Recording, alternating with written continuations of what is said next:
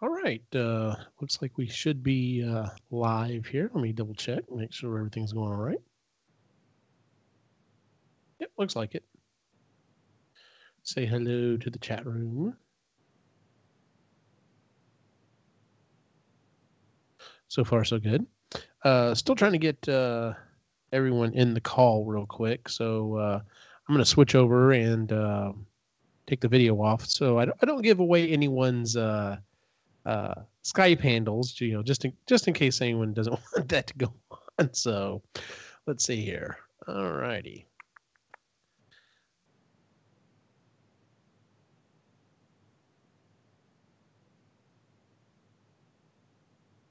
Let's see. All right. And we're going to add her to the call. And let's see here. Awesome profile pic she has for the show. Hello. Hello. Hey, how you doing? I'm all right. Great pick for the show for your avatar. Well, I don't know what to say. I mean, he's right. My hero. He's my guy. That's awesome. All right, let's see here. Is it just us two? No, we're waiting for the Canadians and my brother to show up. I'm trying to get them in the thing here real quick. Let's see. I wonder if I've got my brother over here. Let's see. Okay, yes, I understand this. Skype. All right, let's see here.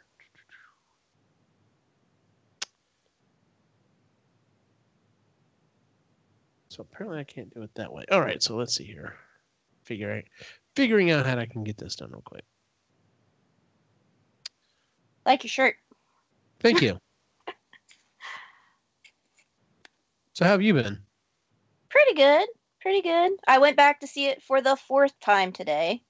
Wow. So I've seen it 3 times. Yeah, I saw it. I saw it opening night, and I saw it Friday night afterwards. That my brother wanted to go see it with me, so he could judge whether or not he was going to take his son, and he and then I was like, man, it's been a week since I've seen it. Maybe I should, go back and see it again, so I'm fresh or whatever. So let's see here. I'm trying to figure out a way you can do this. Oh, hey, there's Canada. What's going on? What's going on, Dan? Oh, have y'all? I don't know if Leah's been on the show before with y'all. This is my friend Leah. She's the librarian at the high school I used to work at. So hi. Nice to meet you. Good to meet you. My wife will be on shortly. Trying to figure out a way to add my brother to the call, but of course he didn't send me his Skype handle until after we started the show, and I'm like, what the hell? So yeah, I'm gonna go ahead and switch back to the actual chat so people can see us. All right, we'll be a couple minutes just putting stuff away, getting ready. All good. We're all good. Broadcasting yet? So do what? Yeah, I've already started the broadcast, but okay. Oh, we haven't started the show yet. It's all good. We're in pre-show. We're all good. I can go on Skype and do it this way on my phone.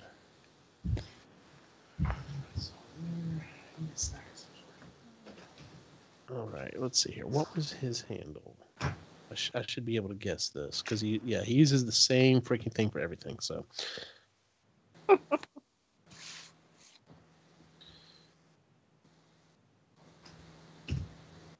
That looks like it.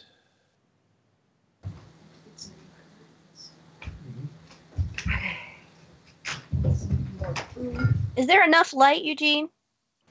I can't see me. I don't do Skype, so. Well, no. All we're seeing is your avatar. Your video is not turned on. Okay. So it looks like we're having a conversation with Cap, which is fine. If you don't want to do video, that's perfectly fine. That's up to you. Okay, it says active now. So let me see if I can add him to this call now. Let me go back into this. Oh my God, that is a blast from the past. My sister gave this to me yesterday. She had it at her house. Uh-huh. So I had this when I was like 4. Uh-huh.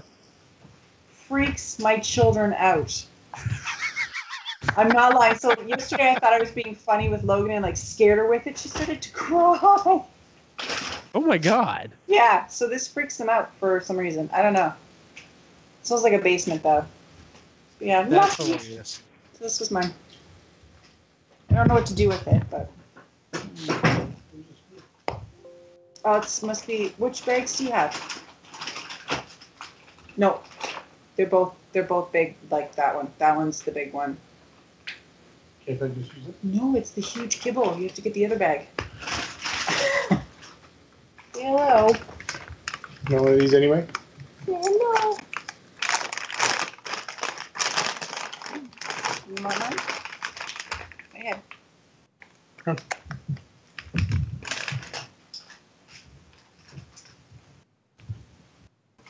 Now the other kibble is smaller. Yeah. Enough. I mean, it's like a quarter the size of that stuff.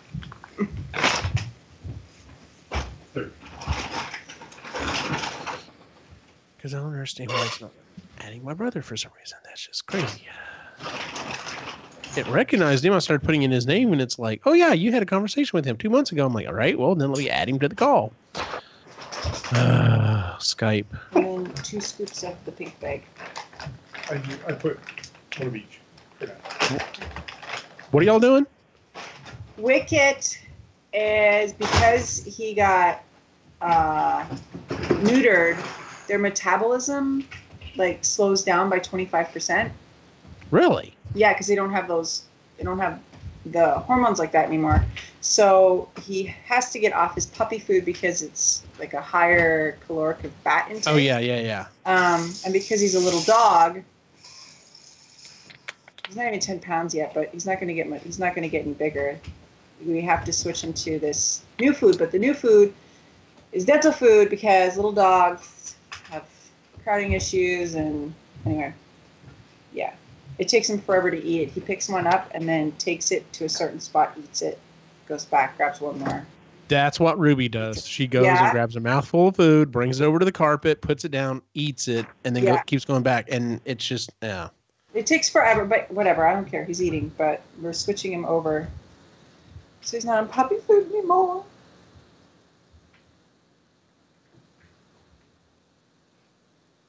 I'm Kris, by the way. Okay, Hi. hold on a second. Hi, I'm Leah. Hi, Can Leah. you see? Yeah, I can see you. Yeah. Okay. You're good. I've never really done the whole Skype thing before, so Oh, okay. I don't know what you see. I'm trying to make sure there's enough light. Oh, yeah, you're good. You're good. Nice to meet you. Nice to meet you, too. There he goes. Now he's eating it. What kind of dog is he? He is a Havishon, so he's part Havanese, part Bichon, and part Cavalier Spaniel. So he's a super pretentious dog. Did you say a super pretentious dog? He's super pretentious. Like, I sound like a basic white chick when I say what kind of dog he is. That's hilarious. But he's Spaniel from he's a Spaniel with some Bichon and some Havanese. But yeah, he's only 7 months old. No. But the vet tech said he's not getting any bigger, so he's almost 10 months. Did you want to say hi? Yeah. Yes. Yes, sir. Are you feeling okay, buddy? Yeah, just off my head. Oh. Hello. Hey, Quinn, Hello. man, what's going on? Nothing. This is Leah. Do you want to say hi to Leah? Hi, Leah. Hi. Hey, so I'm doing the month trial thing for a realm in Minecraft. Yes, We may see if we can get y'all hooked up so y'all can play with the boys. Okay. I was talking about that. Yeah. Mhm. Guess what? Oh, yeah. So, okay, tell them your Go news ahead, there, tell Quinn. Donut. I freed 2 of the divine beasts in one day, which is today. What? Faruta and Meadow. Nice, dude. Yeah. He's been. They're not easy. No, they're not. One of them has a blaster. One of them has a spear. Yeah. I'm guessing one of them has a sword and one of them has probably a axe. I don't know. Yeah, but he's addicted to this game. He just loves it. Oh yeah, I was too when I first got it. I mean, I don't know how to get to the lava place, like the lizard. Is there like something where you can get a lava suit?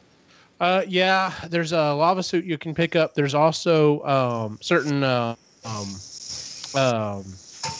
foods and stuff and elixirs that you can make that will make you fireproof.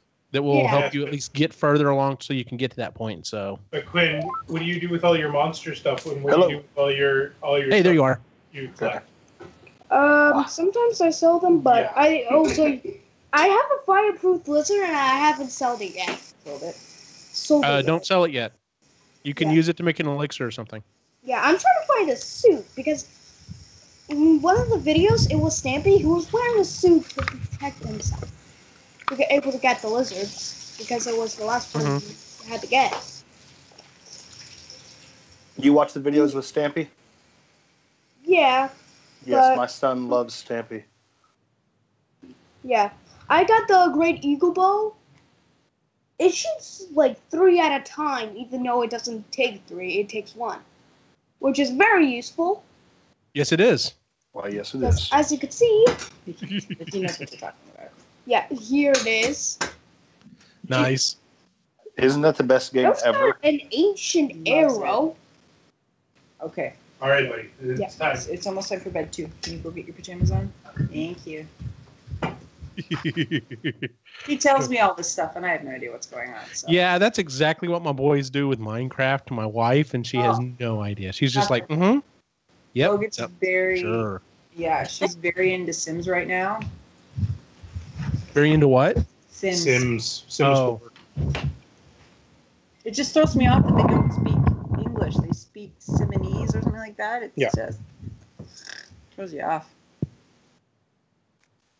Jason's asking if we started. Get on here, Jay. Let's see if I can add him real quick. Okay. And see that he had said anything. He didn't. Of course, he didn't say anything about being on the show this week either. Mm-hmm. No. Ah. Get rid of that. Yeah. Hi, buddy. Gina, I had to totally close up my app and it was just not behaving. But Well, like I said, yeah, Skype is kind of. I'm still looking at some other options. Like, I know Cy kept trying to tell me a lot of people have moved to Discuss, but the problem is like everyone knows Skype, and not a lot of people know about Discuss. And I'd be like, oh hey, yeah, so if I did find someone, it would be like, okay, well, I've never heard of that. Yeah, it started off as strictly being something that gamers would use to chat while they were playing games, and it has kind of like evolved because Skype hasn't. So it's like, hey, let's fill this niche. So, all right, Jay wants in, so let me switch over real quick and then see if I can add him. Damn it, dude! Killing me, people. All right. You're killing me, You're killing me, Smalls. Love that movie. I do too. You know what? I haven't seen it in forever. I need to watch it with the boys. We watched it the other day with the kids. Oh, I didn't watch it. You watched it. Did I watch it with them? Without me? Hell, it must have. Hey, Jay. hey, There he is. Must have. You must watch it without me because I haven't seen it in a while. I would love to watch it again. It's the 25th anniversary of it. Yeah! Good Lord, 25 years. It makes you feel very old. Yeah, it does. All right, so I'm just going to warn you. So I went and watched it again last night, So and did Ray. yeah, Leah has seen it 4 times. So What? Yeah, yes, 3 last weekend, once today. and it was worth So it the reason- every time. the reason I bring it up is because I was sitting there trying to keep track of and I don't want to say we have to keep track of it, as it goes through, but I want to make sure I hit all the high points. So I'm just going through the Wikipedia page for a lot of my notes. So if I skip a point, making there's we miss or whatever, make sure speak up, let me know, bring me back to that point. So, Don't worry, I'll keep you in line. All right, thank you, sir.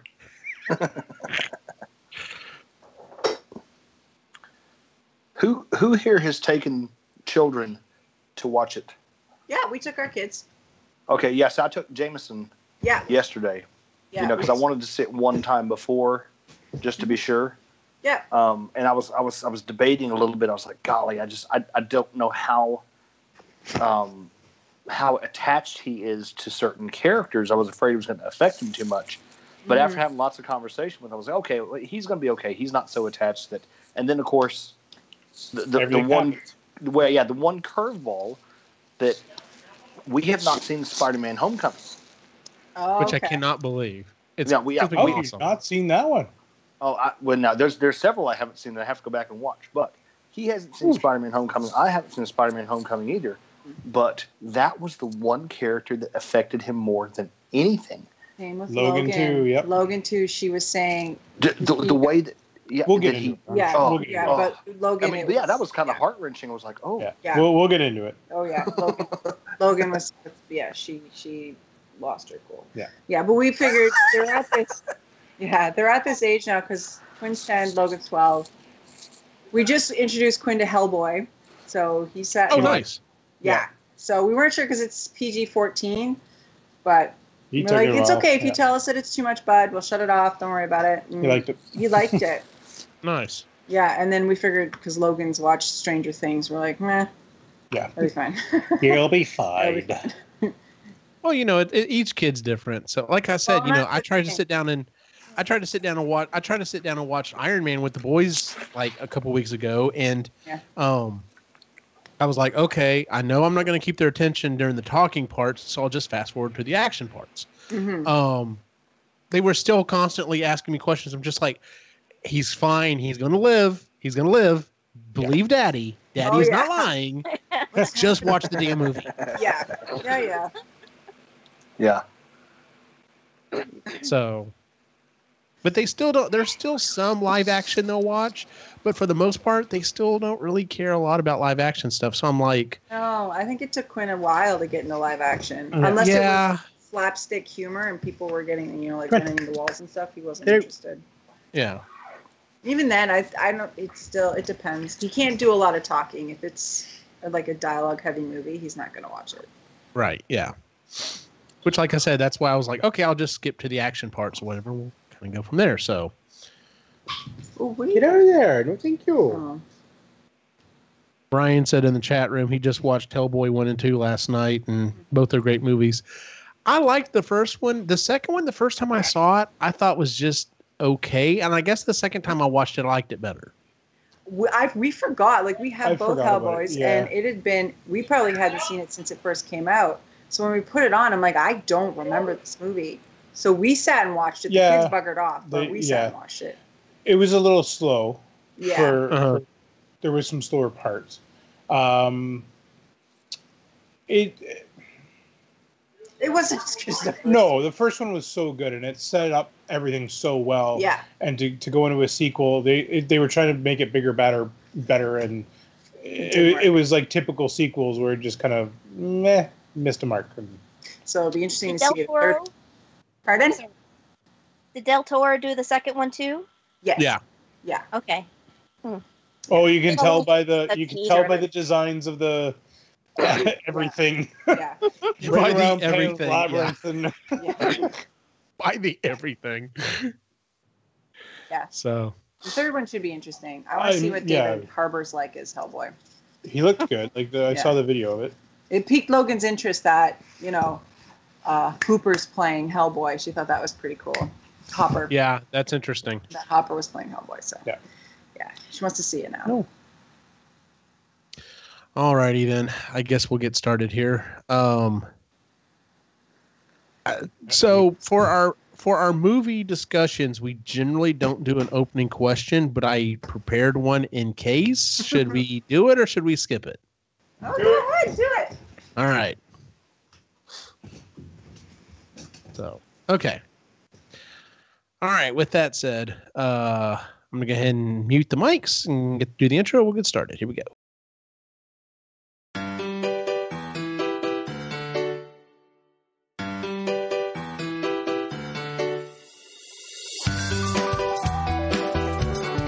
You're listening to the Epically Geeky Show, a place for all things geeky.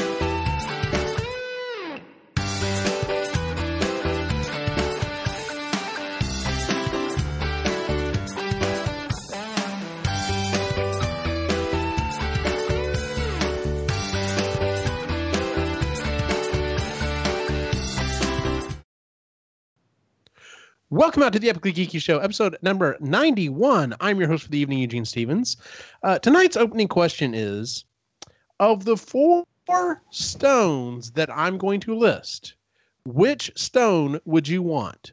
The Power Stone, the Space Stone, the Reality Stone, or the Time Stone? We'll start with Ray. Damn it! You looked too devastated. I know. So of the 6 of stones, I'm only offering you power, space, reality, and time. I would have to pick the reality one. Okay. And the only reason why is because if somebody comes up at you and they got a knife, you can make it a rubber knife right away. Or you get shot at, you change it to whatever you want. Like that's. I would have to do that. And then, good point. And then you can make it reality, whatever you want. And so next thing you know, my car's a transformer. And, You're selling me on this, dude. It would be, You're selling me on this. Yeah. It's like when Star-Lord was finding out he had all these powers. He's like, I'm going to make some weird shit. Yeah. Oh, no. Oh, Did we freeze up? We froze up. No, y'all are still here. I still got you. Freeze up? They're I don't know. frozen. Oh, okay. Well, hopefully we'll come back. So, Oh, I lost picture. Oh, yes, okay. And it's back. There we go. Okay. And it's back. Okay. Reality. Kris, Yes. which of the 4 stones would you want? I know. He's only giving us 4. I know. Logan's like, that's just crazy. I would pick time, only because I'm kind of obsessed with what the future would be like, and I would like to be able to go back. It would just be really cool. Gotcha. I'd time traveler if it existed. Our special guest for the night is Leah. Leah, of the 4 stones that I listed, which one would you want?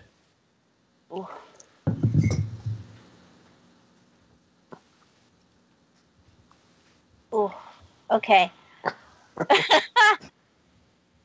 gonna say power on that. Okay.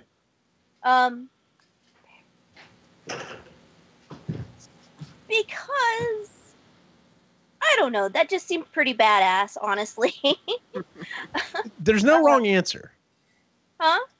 There's no wrong answer. Like there's a wrong answer. It's just, he mentioned just a minute ago that you could turn it into other things, but even with the Power Stone, he was able to prevent Loki from stabbing him in the neck. So I mean, he was able to face him or whatever it was that he did. So I mean, that Power Stone obviously has more of a power set than just being physically strong. Gotcha. Jay, of the 4 stones, which one would you pick? I'm probably going to go with reality for about the same reasons as Ray. Okay. No matter what goes on, you can just change your reality and make it what you want it to be. But maybe Trump has it. Oh my God. It was Sorry. a rough. Are we going political so soon? Welcome to the show. It was Sorry, rough Jay, I didn't choosing mean to cut you between. off. No, it's fine. It was rough choosing between that and the time stone, because you can, if something don't go your way, you can just reverse time, fix it, and then go about your day. Rudy, which one would you pick? Oh, so hard, but I'm gonna have to go.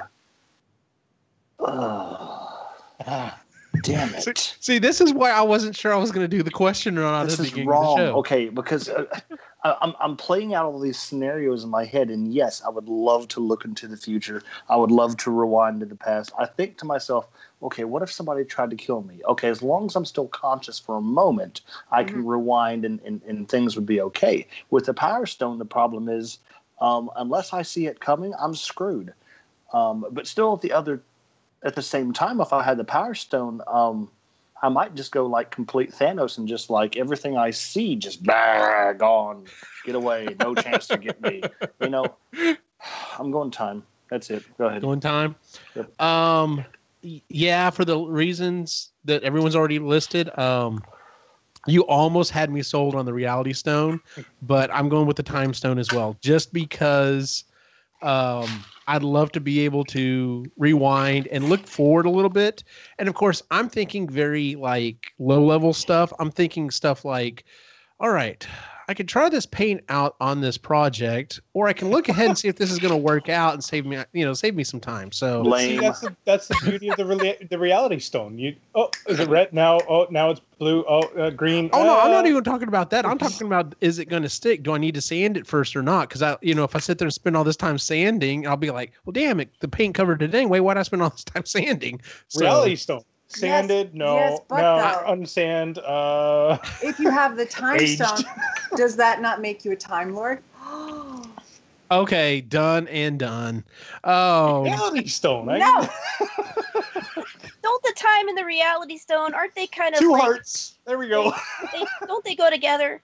A little bit, yes. I mean, technically they all go together. So, and of course, the reason why I'm asking this question is on tonight's episode, much like with the newer Star Wars movies that have come out, the newest Marvel movie to drop, Avengers: Infinity War, has caused quite a few feels and a lot of thought. So I was like, okay, there's enough here, and there's enough that people have been talking about that this deserves an episode. So that's what we're talking about tonight, ladies and gentlemen.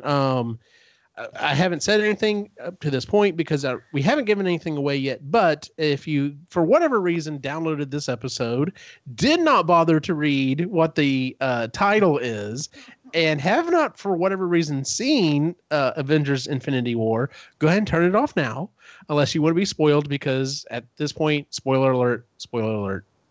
That being said, if you've gone this long without actually getting it spoiled for you, good on you. Like, wow. Okay, so with that said, I know Lainey had still not seen the movie and had it spoiled by a student of hers yesterday.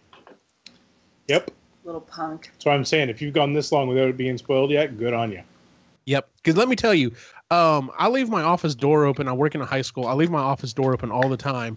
And I hear stuff that is quasi-spoilerific stuff in the hallway all the time. And I'm just like, if these kids did not want this spoiled, they should have got their ass to the movie theater. So with that said, we are going to be talking about Avengers: Infinity War tonight. We'll go ahead and start off real quick. Just do a round robin. Your initial impression after watching it for the first time, Ray? Ended exactly where I wanted to end. It satisfied. I am so impressed with the timing that they did it, and equal play for all the characters involved. And that's Kris, thoughts? I think I'll speak for myself and my two kids that we absolutely loved it, but we were totally shell shocked. We were not ready. We just weren't. Gotcha. But it's been my favorite Marvel movie so far. Nice. Yeah. Leah? Just like mind blown. I sat there like this at the end of the movie, and I loved it. It was exactly what I wanted it to be. Awesome. Jay? Yeah, it was pretty good. Just makes me hope that the next year goes a lot quicker. Yeah, no Yeah, no joke. kidding, eh? Absolutely. Rudy? Part of me was just a little bit destroyed. just a little bit, because there's. Okay, so I told Eugene that, like, you try not to see any spoilers about it, okay? And I didn't see it opening night. I saw it the next night, and I was like, okay, I'll be okay. I don't know anybody else besides Eugene that's going to watch it ahead of time and spoil anything by accident. So sure enough, I'm scrolling through Facebook, and somebody puts out one of those sneaky spoilers, okay? And it just so happens that the sneaky spoiler was false. It was about a character that didn't die, and I was like, I was so pissed off. And I was waiting the whole movie for this person to die. I was prepping myself, and I was like, oh, this is when it's going to happen. Oh, yeah, but the whole time, like, exactly. I'm like, yeah, it's going to be now. No, this one. Oh my God, stop. It's all too much. Yeah, it was just, it was really, yeah, but it was so good. I'd go see it again. Tomorrow, no doubt. I'd go see it again. Mm-hmm. Yeah. Yeah. So I saw it opening night. I saw it the following night with my brother, and then I went and saw it again last night. I've seen it 3 times. Leah's actually seen it 4 times, so she's got me beat. But yeah, I was like y'all, most of y'all. I was shell shocked coming out of the movie. I was just like blown away. I will also try to voice some of the opinions of our friend Jennifer, who was not able to make it on this episode. When we exited the theater, because we went and saw it together, her and her brother, my post was, "You are not ready." And I spent the next several days, anytime someone was saying, "Hey, I'm going to go see it," I just posted, "You are not ready." And 95% of the time people wrote me back and said, "Yep, you're right. I was not ready for that." Her comment when she walked out of the movie theater was, "Fuck Marvel." She was not happy. And there's a lot of people who have come down that way on the movie. Don't get me wrong. She enjoyed the movie, but, and we'll get there. So anyway, so with that said, so we'll just start off here. I'm not necessarily going to go 100% chronologically through the movie, but if I cross over something or jump over something, we need to go back, by all means, let me know. So we start off the movie. It looks like it's pretty much right after Thor Ragnarok, because Thanos' ship had shown up at the end of that movie. The ship is basically destroyed, where there's a lot of people who are dead, and we get the Maw. I can't remember his first name. Ebony Maw. Ebony Maw is walking through and is giving this speech about, even if you die, you are now a child of Thanos, and this is for the greater good. And you're just like, wow, this guy is a wackadoo. And we see several different people, and then he goes over, and then we see Thanos for the first time, and he starts one of his long, drawn-out speeches, and he picks up Thor, who's thoroughly beaten, and drops him. And it's at this point, he tells Loki, he's like, give me the Tesseract, give me the stone. And Thor's like, we don't have it. Loki, sure enough, has it. And of course, we get the first funny line in the movie: "You're the worst, brother." And he starts to hurt Thor. Loki resents, and then was like, oh, by the way, and we have a Hulk. And then the Hulk comes in and gets into this fist fight, and we're all like, all right, damn, like, we're getting into it quick. And Thanos is about to already get a beat down, and that is not what happens. The Hulk gets his ass handed to him. And we literally see a facial expression and a sound from the Hulk, which we have not heard, which is genuine pain and fear. Yeah. I was just going to say, in that moment, when you see the other guy going to help Thanos, and he's like, no, Mob or whatever. Yeah. He's like, no. Let him have his fun. And oh, shit. And then that's when the fight just turns, and Thanos goes absolute. And I love the ending of that fight scene as well, because it's very reminiscent of the Loki scene where Loki's just laying there. And so I liked that little nod. Yeah, that was good. So Heimdall, at his last breath, basically uses the Bifrost and gets Thor off of the ship. No, Hulk. Hulk. Yeah. Hulk. I'm sorry, Hulk off of the ship. My bad. And Thanos is not happy with that, so he proceeds to kill him. So we get our first on-screen death. Mm-hmm. It's after that Loki, basically tries to pull somewhat of a fast one, not that good of a fast one. We pretty much know exactly what he's going to do, and then we get the second death, and he literally just chokes him out and breaks his neck in front of Thor, which is like that already pretty much sets the pace and the tone for the movie. You're like, whoa, damn, okay, Right. So we're not playing around in this one. That was a serious death. Yes, it was. Thoughts on his death? I have read where a lot of people have said they expected Loki to die, and I will say, knowing that people were going to die in this movie, Loki was definitely high on my list, specifically because of his previous interactions with Thanos, but also because I love Loki as a character. I really do, but he's kind of run his course in the movie. He's been the bad guy. He's been a good guy. He's gone back and forth. He's, he's not a one-trick pony, but we definitely have gotten everything I think we're going to get out of Loki at this point. So I wasn't too heartbroken to see him die, but it was still, For me, it was a good final speech where he's like, I'm an Odin's son, and he makes sure he's looking at Thor when he says that, because he's like, I know where I come from, and I'm going to stand by this. And then that's when he tries to do it, and obviously, I think that's a real death. I think we won't see Loki anymore. Oh yeah, we're gonna. Okay, so I guess we'll just go ahead and start this counter up. Obviously, if you're listening to this show, you've already seen the movie, so you know who all dies, and there are a lot of deaths in this movie. But there's definitely kind of, I kind of put it in three camps. There's the people who I do not believe are coming back, the people who are questionably coming back, and the people who I'm like, yeah, they're definitely coming back. Mm-hmm. Loki and Heimdall, I think they're gone. I don't see them coming back. So yeah, that was a real one. I would agree. Make the 13-year-old sitting next to me today whimper when he died. Aww, that's sad. But I can understand it. So we Thanos uses the stones. He gets his group off the ship and proceeds to destroy the ship. And at this point, up to this point, half of the remaining, which is basically very few at this point, there were very few Asgardians left, and half of them were dead. And I'm assuming most of them died after the ship exploded. I mean, Thor survived, but who knows? So where was Thor?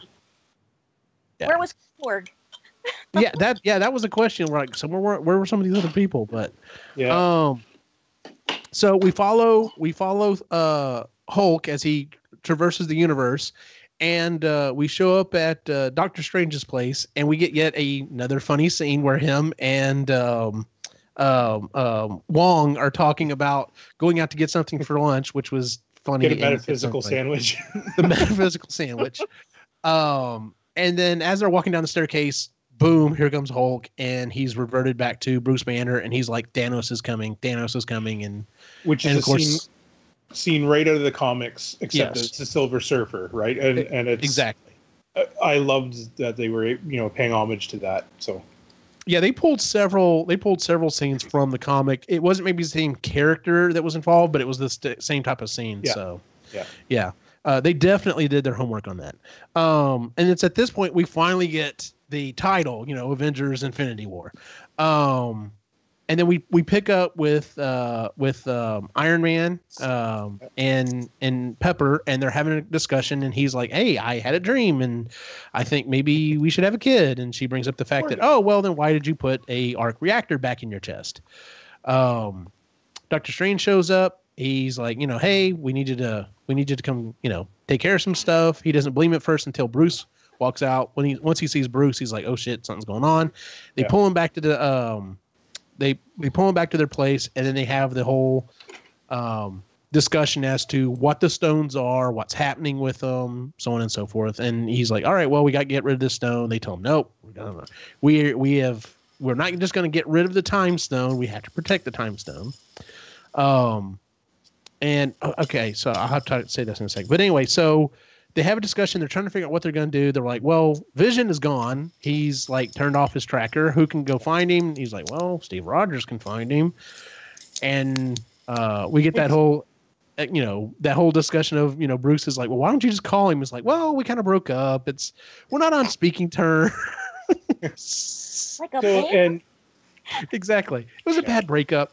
I was just going to say about that. There were some people complaining about the cell phone. Yes, that's the cell phone that he was given by Steve Rogers. Thank you. That's exactly why he had a freaking flip phone. That I heard other people say the same thing. They're like, "Why does Iron Man have a freaking flip phone?" I'm like, "Go back and watch the movies, jackass." I couldn't believe people were complaining about that. Somebody else was like, "No, I thought it was cool that he had a flip phone."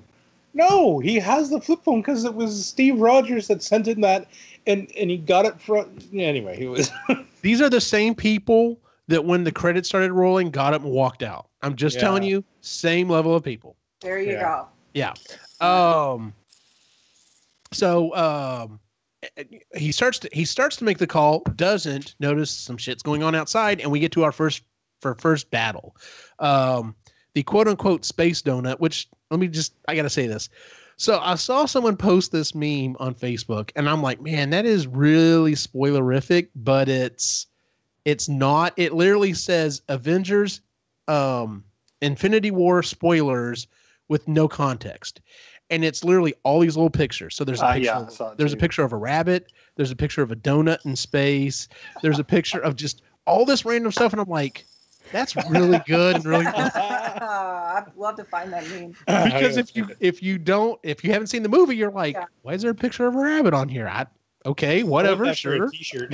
Yeah. Okay, and just a reference to that, there's one part in the movie, and I can't remember exactly when he said it, but in his voice, when Thor says, "Sweet rabbit," I laugh out loud every time I hear that.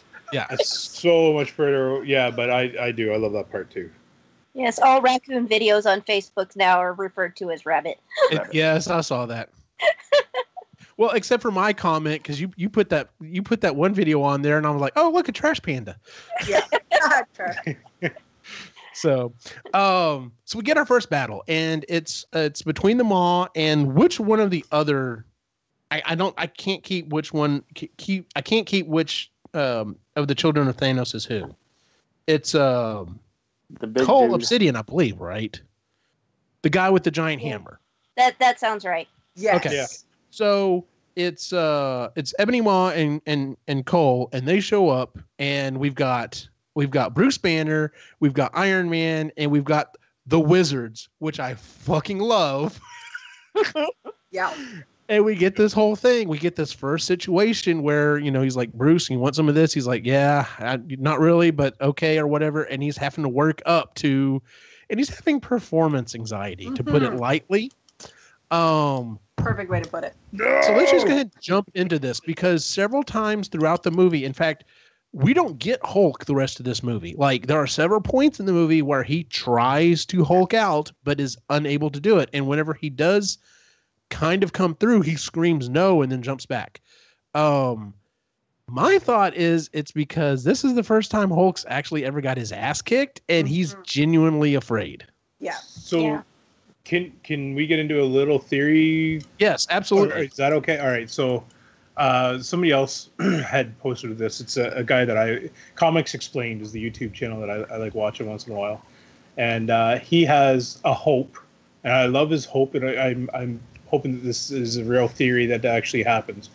He's wondering if they're gearing up to release Worldbreaker Hulk, and if we see Worldbreaker Hulk in the next movie, which I would be all for, because that one is like, he's so powerful that Bruce Banner, when he turns into the Hulk, he causes an earthquake on the eastern seaboard of North America. Like, it's just that would be cool. So I think that would be kind of a cool way to bring him back, right? That because he's so scared right now. And that's there is a performance anxiety thing going on, and I love that they didn't give that away in the trailers too. You saw Hulk in Wakanda in the trailers, and then obviously he's in the Hulkbuster as Bruce Banner the whole time. Even the toy, like, I guess there was a toy that was released that had Hulk inside the Hulkbuster. But that still didn't give it away because it was Bruce Banner. So yeah. Okay, so let's talk about the trailer a little bit. I've gone back and watched the trailers, and there are a few scenes here and there that are not in the movie. Most of the scenes are in the movie. Yep. I have a theory. This is my own personal theory. And the biggest one is that scene right at the end of that big trailer where they're all running towards the camera and they're in Wakanda. Yeah. And yes, we do see Hulk. It's not Hulkbuster, it's Hulk. That's a lot of money to spend on doing that CGI to not use it in the movie. And I'm thinking second movie. And it could be. It absolutely could be. Because I'm just, like I said, I'm just thinking, with the time stone, part of this is going to be rewinding time and things are going to happen differently. Yeah. And maybe that scene is from the second one. I don't know. We're going to see. So, at least in a year, we're going to see. Yeah. So we get this battle, and this battle is already awesome. Hulk doesn't come out to play, basically. Iron Man shows off his new digs, which are flipping awesome. And during this battle, and then in this battle, Spider-Man shows up and basically saves Tony, which was funny in itself.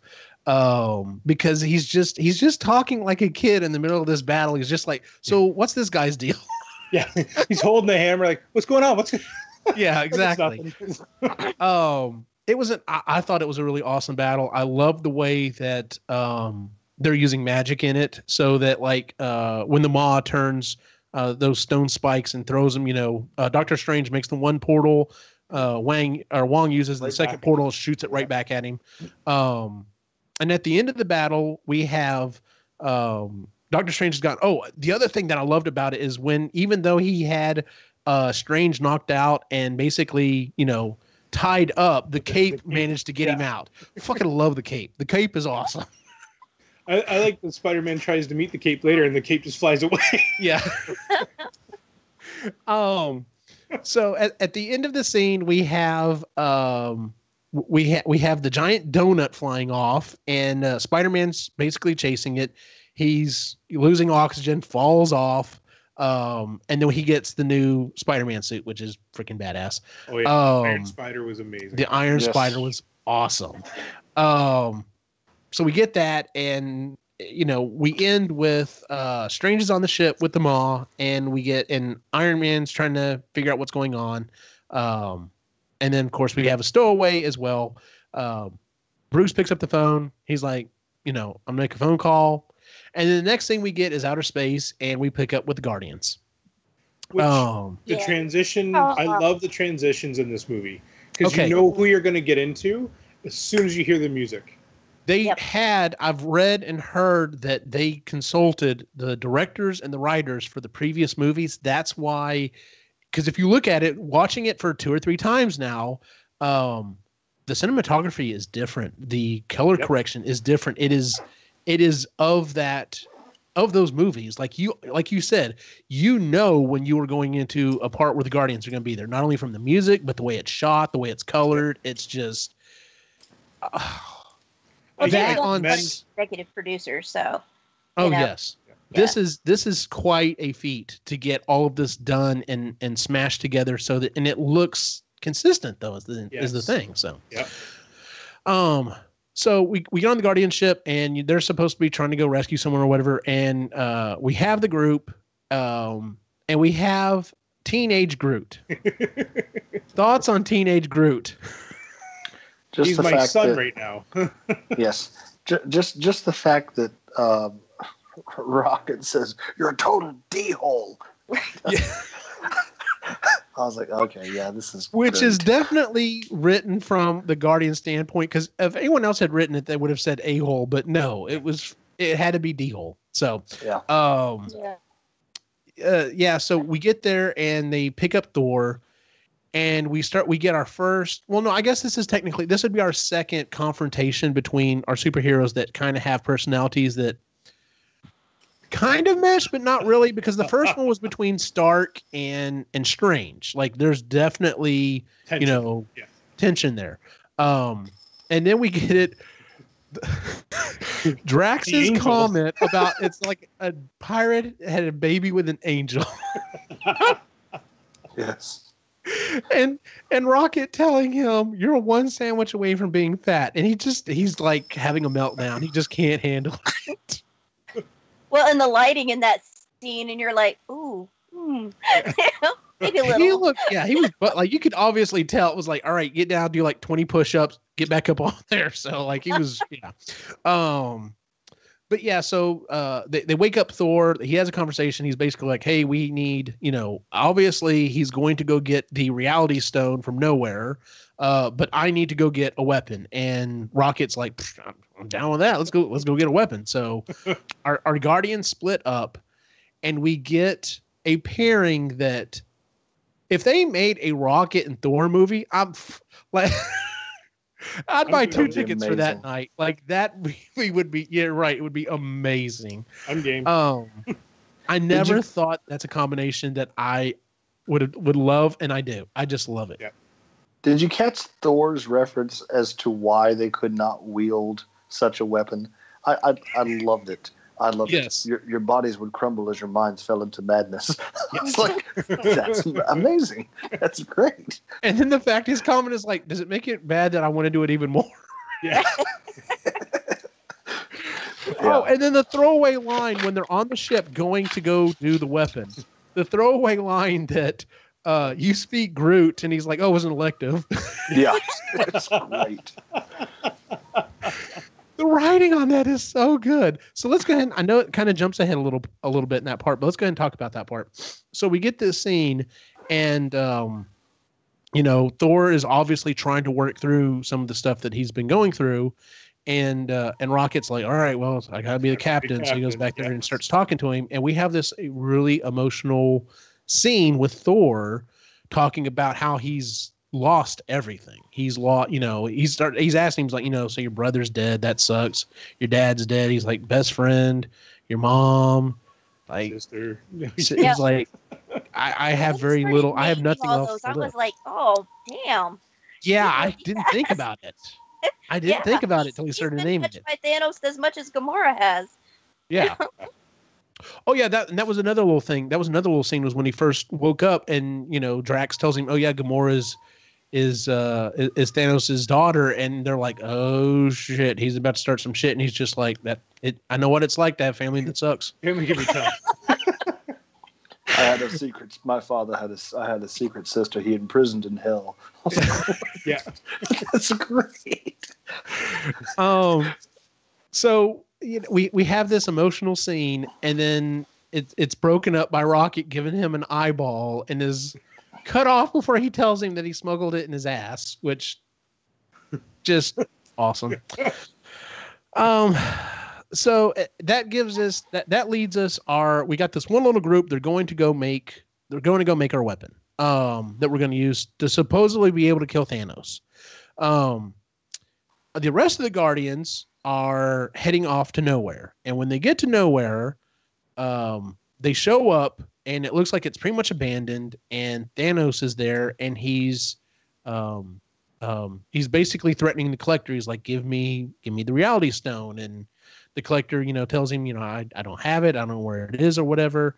Then we have this whole scene of Gamora jumps out, attacks him, and she hasn't killed him.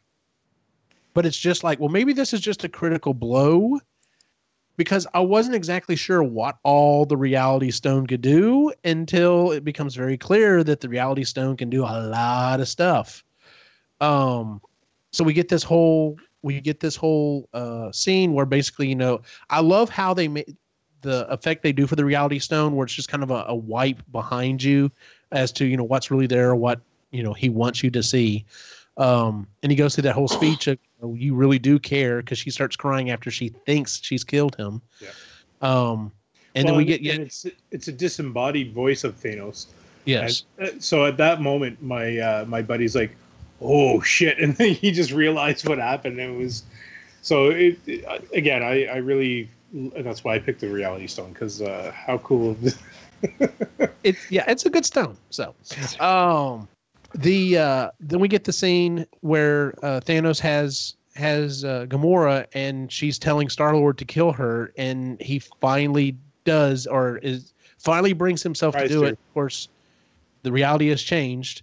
What did y'all think when you saw Drax turn into basically stone, and then like I was like, oh shit, did he just kill Drax? Like, is Drax gone? I thought he was gone, and then when Mantis was the ribbon and she was still blinking, I'm like, okay, they're still alive. So something, but anyway.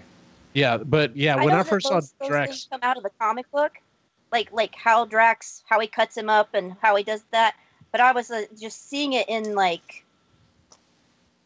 on screen. I was like, that's really creepy shit. Yeah, it it's was creepy. Again, it's out of the comic books. That's actually how he kills somebody in the comic book. So that's why I thought Drax was dead. But when you see Mantis blinking, it's like, okay, she's not dead yet, so something's gonna change. And sure enough, they get turned back to themselves. Was anyone else impressed that they got Benicio del Toro to come back for this one little bit part? Like, he literally has like 3 lines. Oh yeah, he totally sold it. Bravo! Yes. Magnificent. Magnificent. And so he takes Gamora and leaves, and then we see that basically nowhere is just trashed.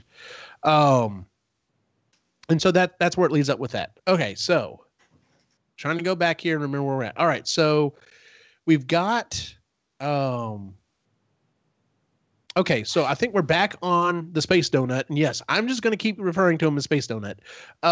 We're on the Space Donut, and the Maw is starting to torture Strange, while Iron Man and Spider-Man are trying to come up with a plan, and then of course the Cape shows up, and the Cape is awesome. So I know it's Maw, right? Yes. So in the comics, and I'm okay with the change that they made. So in the comics, his powers are different. He tells you what to do, essentially. Okay. So that's one of the differences, is that he can manipulate you to tell you what to do. And so in this one, for him to have basically a really super power of telekinesis, I thought that was kind of cool. In the trailer, when I saw those blades, I know that those blades were created or a very similar looking blade was created in the Doctor Strange movie by the bad guys, and so. Oh yeah. So I thought it was him doing that, and anyway, that was something that I. I need to go back and watch Doctor Strange again. I think I've only seen it once or twice. So. I'll be right back. All right. Sorry. So we have them trying to come up with a plan, and they're like, look, this is what we're going to do.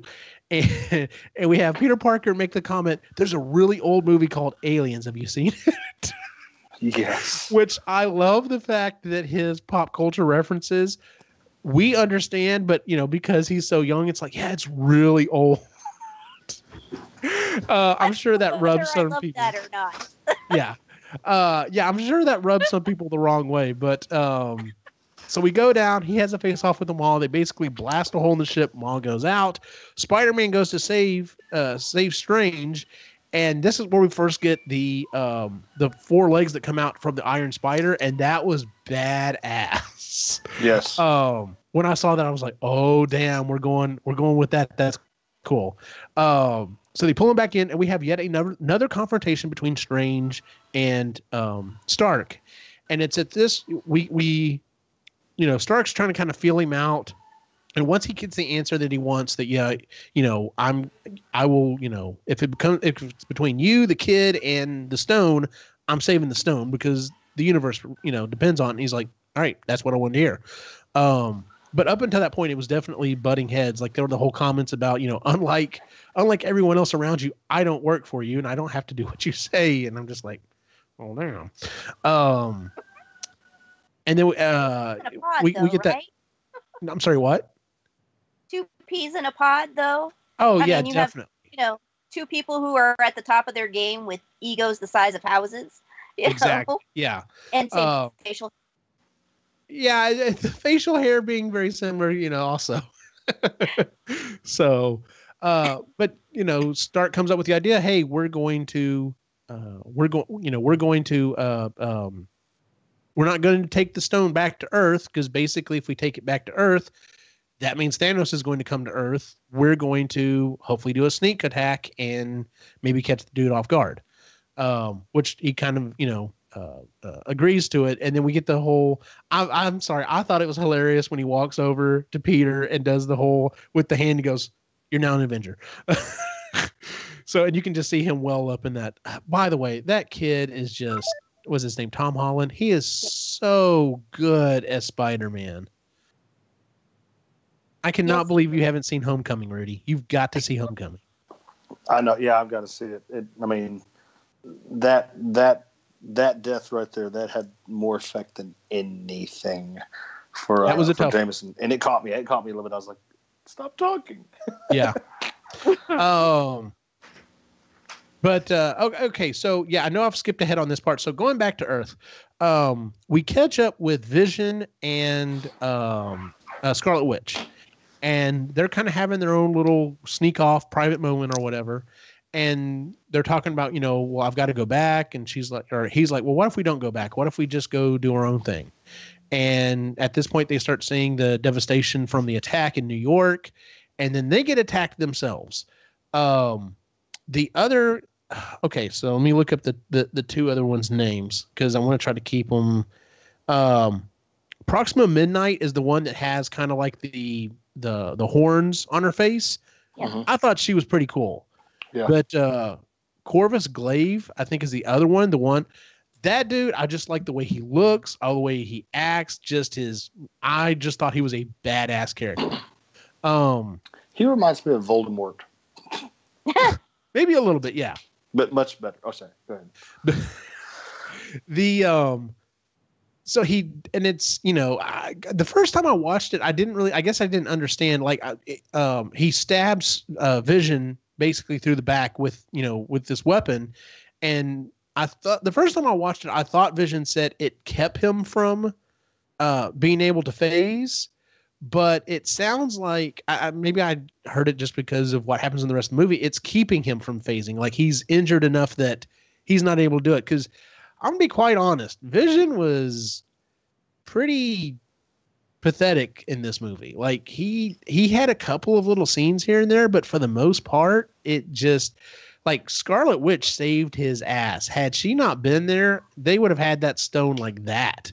It's kind of funny that I snapped when I said that. Anyway, but yeah, so we go through this battle and she's holding her own. Like I said, I really think she's she was definitely the stronger of the two in that battle. And they kind of get to a point. It's like, all right, well, I know what we're going to do. And then Captain America shows up and it's like, oh, hell yeah. Yeah, there was cheering when yes. when he was revealed. Yes. Yeah. And just the fact that he caught that staff. Yes. Yeah, I was like, yep, this is good. Yeah. I actually thought the battle with him and oh geez, what is her name? Black Widow and what's his face?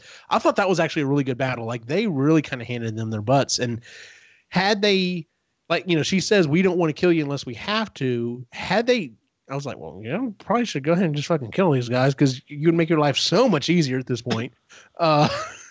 True. But, we would have had the whole last third of the movie.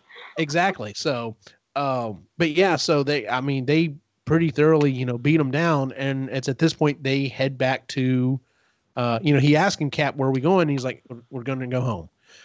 So they head back to the Avengers base. And that's where we meet up with Rhodey.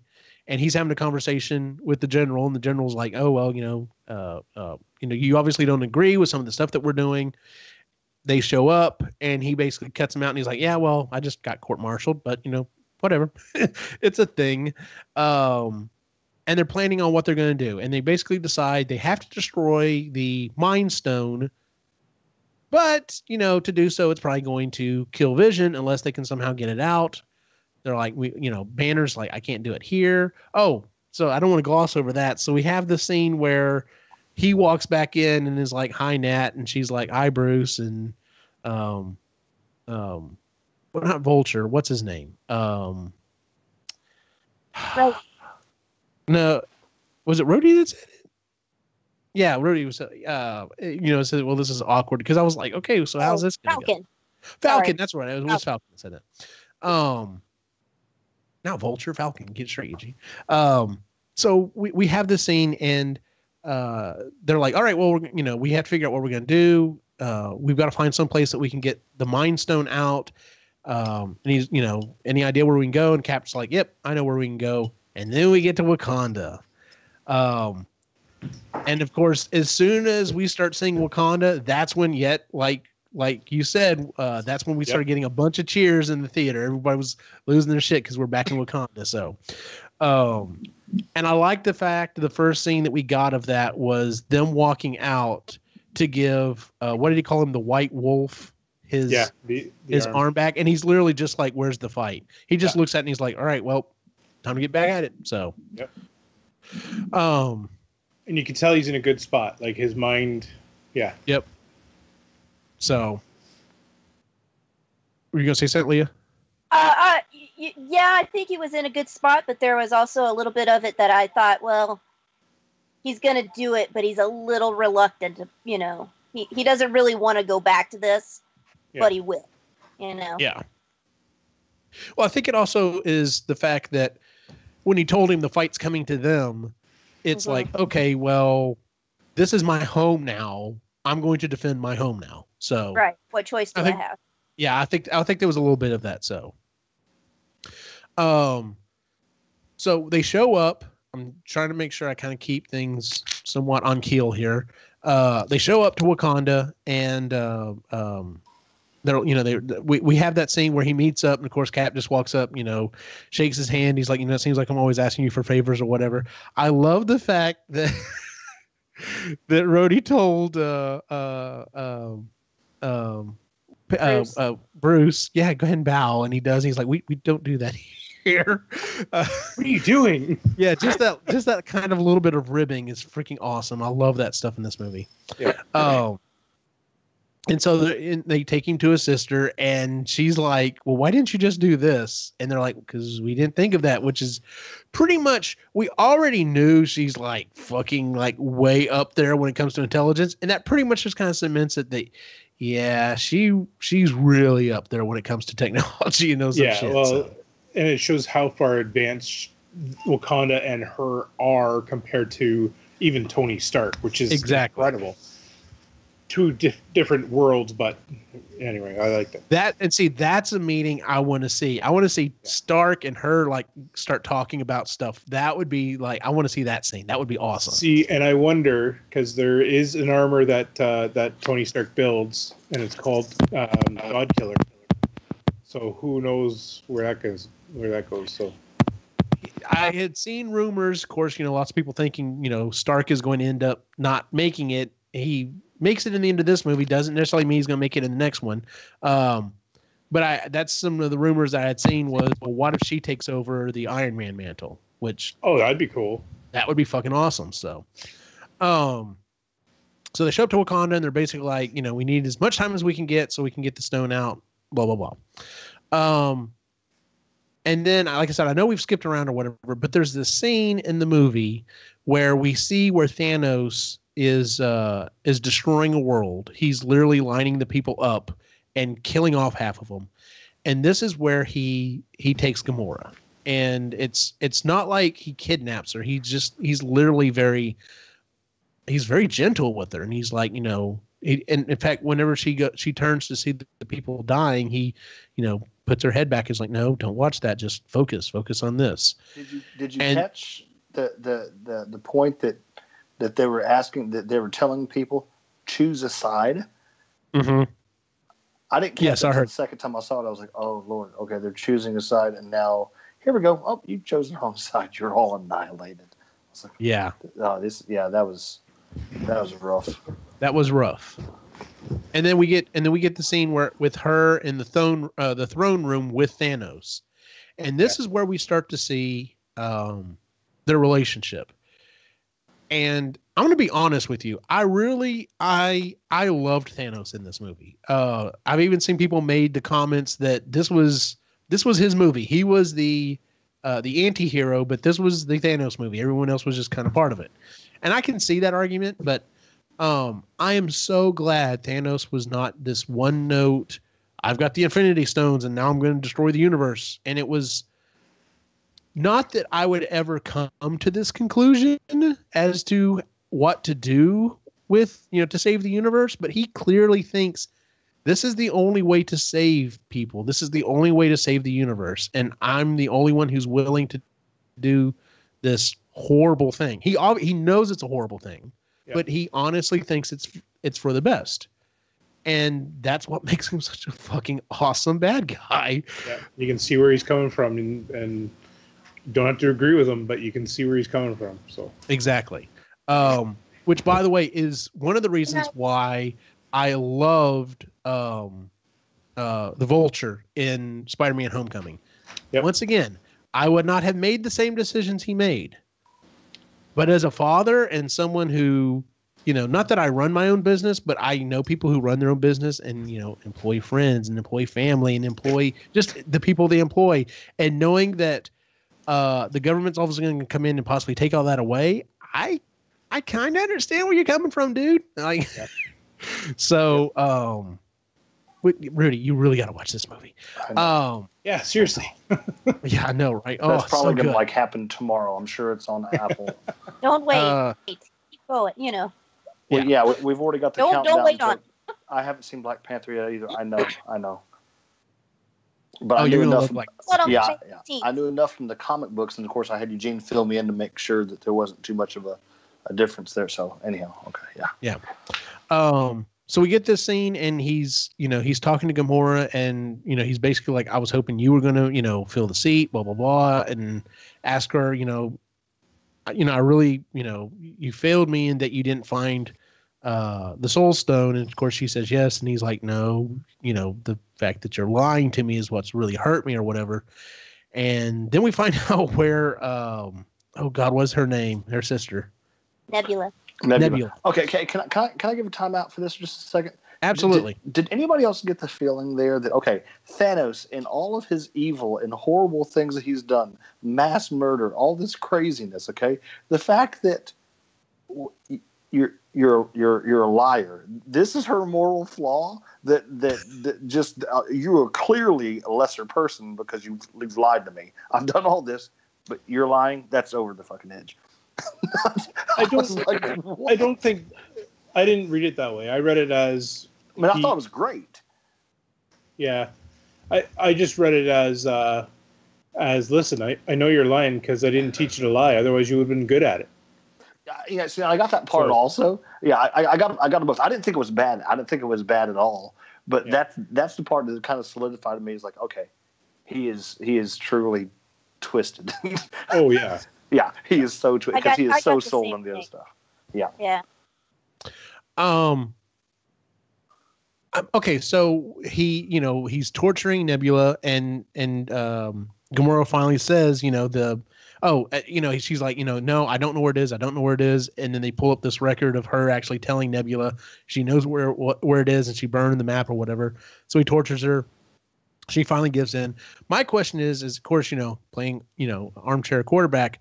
And I guess watching it, it really kind of sunk in. I was like, why didn't she tell him somewhere else? Like, she knew what was at stake.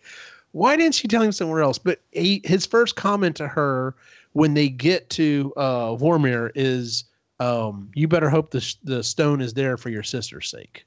Yeah. Mm-hmm. So it's like, okay, well, obviously, and that's why she bent. Yeah. You're kind of in a rock and a hard place. So we get to Vormir.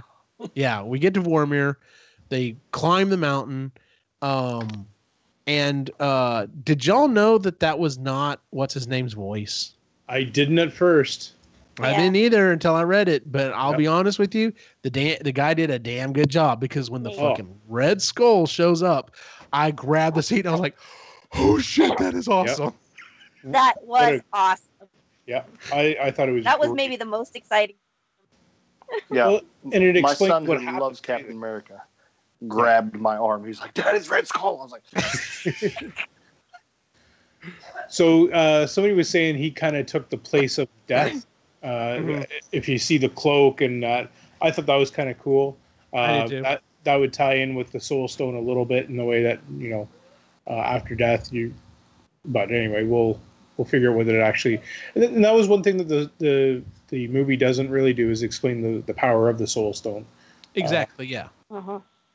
But which we can go ahead and talk about that. So apparently, at least one of the Russo brothers has come forward and said, in the scene later on, after right at the end, where he goes back and he sees Gamora, and there's an orange haze around or whatever that he's in the Soul Stone.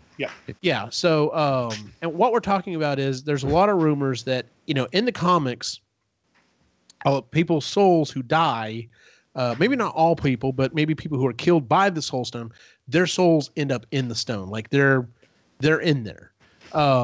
There have been some people who have escaped, but for the most part, you're kind of, once you're in there, unless the person lets you back out, you're kind of stuck. So there's some thought process. We'll go ahead and finish up this part. So we get up to the top of the mountain, and he basically says, to get the Soul Stone, you have to kill what you love. You have to, a soul for a soul. And Gamora starts to laugh, and she's just like, boy, the universe fucked you up because you don't love anything or anyone. Yeah. And he turns around, he's got tears, and she's like, really? Really? And then that's when the Red Skull goes, the tears aren't for him. And she realizes, it's fucked up as his mind is, he did really love her. Yeah. So, and she goes to sacrifice herself so that, and then he, uses the Reality Stone on her again. Yeah. So, can I get a pass for a second? Yes. Okay. So let's talk about Gamora and her feelings for Thanos for just a second. Because when we were in Nowhere, there is a moment where she's watching Thanos, or Thanos with quotation marks, interrogate the Collector. And she just looks like she has this kind of pride on her face because, she's been studying under Thanos for most of her life, right? And so, I don't know, I got the sense that she, either she recognized what was happening and, it was sort of a good memory, kind of, because it swings from that to the point where she stabbed him and we think he's dying and she is just crying. Oh yeah, she's a wreck. Yeah. This to me, that doesn't seem like I've succeeded. This seems like I have had to kill my dad, or this person who has been my dad. Yeah. The entirety of my life, essentially. Yeah. So I thought it was kind of interesting the way that scene was played, because it seems like she had some kind of true feeling for Thanos, even though she hated him. Because, kids can hate their parents, but they still love their parents. Yeah. Well, and that scene at the beginning, the first time you see Thanos with her as a child, and he turns her, I know you guys probably already talked about this, but turns her away, shows her the balance. You can show he cares for her.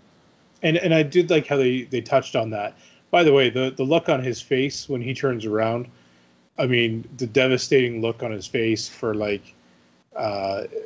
I'm surprised CGI was able to capture that, right? Like where it's just like I was too. I mean, especially for being, and now so let's just talk for a second about the special effects in this movie. There's only a certain scenes, and certain things in this movie to me that just didn't quite look right. For some, at the very, very end, when Banner, and I don't know, maybe it's just because of the way it's Banner's head Banner in the thing. in the Hulk arm. That just didn't quite look right to me. No, it didn't look right to me either. Yeah, I agree with you on that. At no point did I ever doubt Thanos. Like, I'm sitting there watching it, and like I said, for the third time, I already know what's going on, so I'm taking a little bit more time to look at stuff. You can see like the fine baby hair stuff all over his head and his arm, and I'm just like, he fucking looks real. There's no doubt in my mind that he is a real character. Yes. So the other one, like I agree with you with Hulkbuster, having his head just sticking out looked weird, and it did. It, for some reason, it just didn't click. It was like it was floating, and you could tell. Yes, that's what it was. Yeah. Yes. Yeah. So I'm sorry. that's okay. So that was kind of off. The other one that was off for me was the girl with the horns. Midnight. Her face just didn't quite look as real as the others. It looked kind of grayed out, almost like it was. You could. It was like they had parts of it that were real, and then parts of it that were makeup, and then other parts were CGI, and it just didn't mesh as well, in my opinion. But the amount of time that they spent on Thanos blew me away. Yeah, like I said, Thanos. At no point did I know. I never was pulled out and thought this just doesn't look right on him. Yeah, which I thought was so odd, because I'm like, he's a fucking huge blue guy and he looks perfect, but Bruce Banner's head in the Hulkbuster just doesn't look right. What's wrong with this? Yeah. And who knows? Maybe originally it was supposed to be the Hulk and it changed, and that's one of the last minute things they had to do, and that's why it was kind of, I don't know, it didn't quite have as much polish as it should. But so he kills her. He wakes up. And he now has the Soul Stone. So at this point, he's got 4 of the stones. I'm trying to decide on what we go to next. Let's go ahead and talk about. The. I guess. I guess. Okay, so let's go ahead and talk about the creation of Stormbringer. So they show up. It's Rocket, it's Groot, and it's Thor. They show up. Basically, they don't know what's going on. It's kind of like this ring that's off kilter, and then there's a dying star in the center of it, and it's supposed to be this awesome forge. They show up, no one's fucking there, and then they get attacked. I knew Peter Dinklage was in this movie. I didn't know he was. I had no clue what he was going to be doing, but I forgot about it. Like once I started watching the movie, I was like, I was knowing it. I was like, okay, he's gonna be in here somewhere. And I started watching the movie. And you get a quick glance at a face. I'm like, that looked like Peter Dinklage. Yes, the fact that he's a giant dwarf was fucking awesome.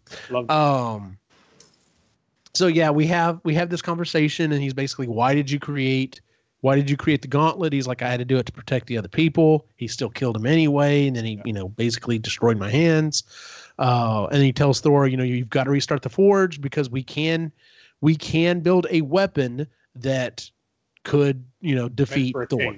Yep. Yes. And of course, and when he's like, it's called Stormbreaker, and Rocket's like, that's a bit much. So we get this awesome scene of him outside with Rocket trying to restart the forge, and he's like, well, listen, you just got this, and he starts swinging him around, and tells him to throw the jets on, and they start going. And we mentioned, I think at the beginning of the show or before the show, about how, if you'll notice in the previous movies, anyone who's ever called Rocket something else, basically they got, like, he gave it back to him. Like, he was not happy about being called anything at all. But coming from Thor, it's just like, well, whatever. He's okay with Sweet Rabbit. He's all right with Sweet Rabbit. So we get this scene, and of course, the forge isn't working. Thor has to go out there, and then we get that hilarious line of, you could die, and he's like, if that's what happens, yes, that's what I said. That's what that meant. That's what I meant by that. So he holds open the forge, basically falls, in towards where it is. But the metal gets melted. He pours it in, and he's telling the tree, help me find the handle. And Groot finally gets off his ass to do something. So, but I love what it took, right? It took Thor almost dying and sacrificing his life, and that's when Groot was like, oh shit, like, this is real. We got to deal with this. Yes, it was a coming of age moment for him. Yes, so he grabs the 2 parts of the hammer / axe, because it's a fucking badass weapon. Yep. And melds them together with his arm, and then chops off his arm, and then we see Thor's hand slowly start to do. We got a little electricity going, and we got the hammer start to float. And so, then I'm gonna just real quick. Beta Bob. Is that Beta Ray Bill. Thank you, Beta Ray Bill. So that's actually Beta Ray Bill's weapon, and there you did see Beta Ray Bill in, or at least his silhouette or his face created in the Thanos, or sorry, Ragnarok. Some people are saying that they want to see him on screen. I don't. I don't. Like, we're fine. We're good. Yeah, we're good. Let's move on from. Not every Marvel character deserves their own movie. Yeah. Yeah. Yeah.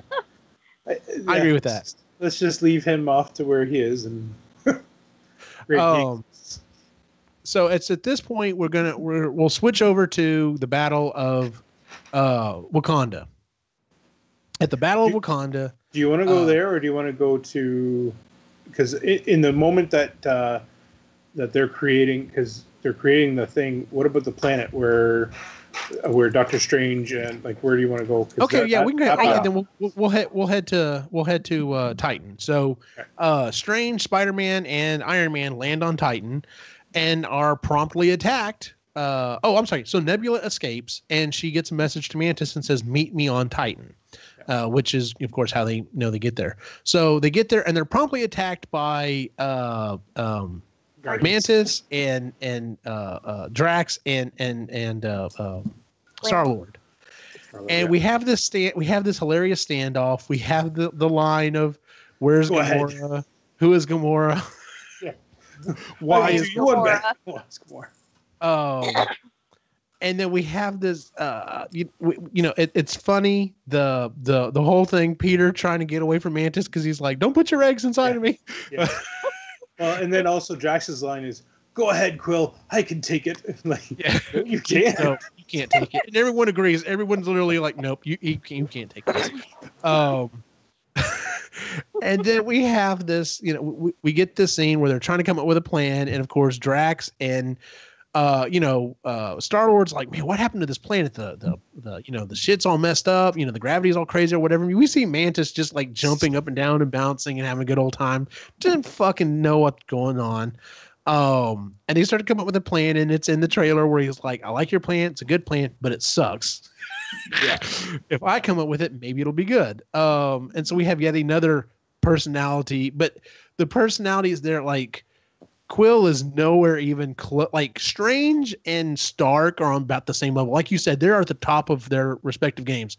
Quill is nowhere near there. But he doesn't care and doesn't really know. So, but okay, he is, because Tony's quippy and Quill is quippy. So it's kind of like you have these two kind of personalities, between Strange and Quill, that equal Tony Stark. So it's like two halves of a whole. Okay, I could kind of see that, because he really doesn't know what to do with him. Like, he sits there and talks, and Stark's just like, I got nothing. I don't even know what to say at this point. And it doesn't say anything except for, is he seriously yawning? Yeah, exactly. And then we see Strange goes into this mode where he's, doing something. And when they break him out of it, he's like, "I looked into 14 million some odd outcomes." And he's like, "Well, how many of them do we win?" And he's like, "1. We've got one shot." And of course it's like, that sucks. So they come up with a plan. And, after Thanos gets the Soul Stone, he shows up on Titan, and the only one who's sitting there is Strange. And Strange, we get the rest of Thanos' backstory, where he's talking about how, yes, Titan was my home, and I was the only one that could see what we needed to do to save the planet. We needed to kill off half the people because there's not enough food, there's not enough resources, and so on and so forth. And I thought it was funny that he's just called Thanos in the entire movie. That's the only name they ever give him. But he's from Titan, and of course they called him a madman, which I'm like, because he's the Mad Titan. So, but I love the fact that they didn't just put it all together. Like, unless have read the comics or whatever, you don't quite, So they come up with this plan, and he shows up and he starts having this conversation with Strange. And then we start getting everyone using their powers together to basically try to subdue him so that they can get the gauntlet off. And I love the way that everyone interacted with each other in order to do that, especially like Peter and Strange. He's like, magic, magic again, magic with a kick. Yep. Well, and then even Quill gets into it and does the whole fucking. I love the fallback with the finger. Yeah. That was just phenomenal. This scene is what Doctor Strange is in the comic books, and they didn't hold back at all. Like, he took on Thanos in the best way that he could with what he's got, and I mean, it showed. One of my buddies that I watched it with is a huge Doctor Strange fan, and he didn't like the first movie, and I had to tell him, like, listen, this is him at the very beginning of his process. Like, he hasn't learned everything yet. He's like, I know, but he just didn't seem like he seemed weak. He wasn't the Sorcerer Supreme. This was Doctor Strange, and this is what he's capable of, and I loved every second of it. Like, it was. To be honest, there were only two people, in my opinion, kind of a lesser third, but there were only two people in this movie that held their own against Titan, against Thanos, and that was Iron Man and Doctor Strange. Those were the only two that even remotely kind of held their own. Yeah. And you're right. He went off on that, and I love the fact that we got to see all of that. You know, we got to see all of the stuff that he did. During that battle, one of the most badass things, though, is when fucking Thanos looks back at that moon and just just grabs. At first, I'm glad it was just parts of the moon and not the entire fucking moon. But still, the fact that he fucking grabbed part of a moon and flung, it was like going to smash people with it. The whole thing came in. That was insane. Was it the whole thing? Because it looks like it just breaks apart. But anyway, the whole thing eventually falls right on Iron Man. Yeah, which I love that comment as well. If you throw another moon at me, I'm gonna lose it. So yeah, we get this big battle, and you know things are not going well. Or we think things are going well. We know what's going to happen. We know they're not going to get the gauntlet off of them. And I'm just like, fucking Peter Quill, seriously, dude. Like, just I understand why, because if the guy who killed the person that I love is standing right there, it would be really hard not to just fucking go off. Yeah. Well, it's also a callback to when he had to prevent Drax from trying to kill Thanos on Nowhere, you know, and he's like, no, you gotta do this thing, and then, you know, so it's a callback to that too. Yeah. And you know, everybody's blaming Quill on this one. Let's remember, Doctor Strange already saw this happening. Exactly, and that's what I keep thinking. I'm like, because okay, so you know, they don't get the gauntlet away from him. He does the whole moon crush thing, which was fucking awesome. And Iron Man, like I said, is kind of holding his own up against him, and then he gets stabbed, and I'm just like, all right, well, I was ready for this. Tony was probably not going to make it out of this movie, so this is it. I was, when I first saw it, I thought, damn. Yeah. I thought he'd be at least on Earth when it happened, but yeah. Yeah. So I was totally like, once I saw it, I was like, okay, well, this is it. And then Strange basically, you know, tells him, you know, spare his soul, I will give you the time stone. So once he does, it's like, well, we're fucked now, because as soon as he got the time stone, I was like, well, we're really screwed at this point because of all the stuff the time stone can do. So yeah, and then you know, Iron Man basically heals himself. You know, for the most part, it seems like he's pretty good to go. And then so now we'll switch back to Wakanda. So they're trying to get the stone out of Vision's head. This is when the bad guys show back up and start the attack on Wakanda. I fucking love that one of the ships hits the top of the dome and just explodes. It's like, White Wolf. Damn, they got some good technology. Well, yeah, White Wolf is like, I love this place. Yes. And so we get this awesome battle between the six-legged or the 4-armed, 2-legged, whatever creatures or whatever. We get this huge battle that's going on with that.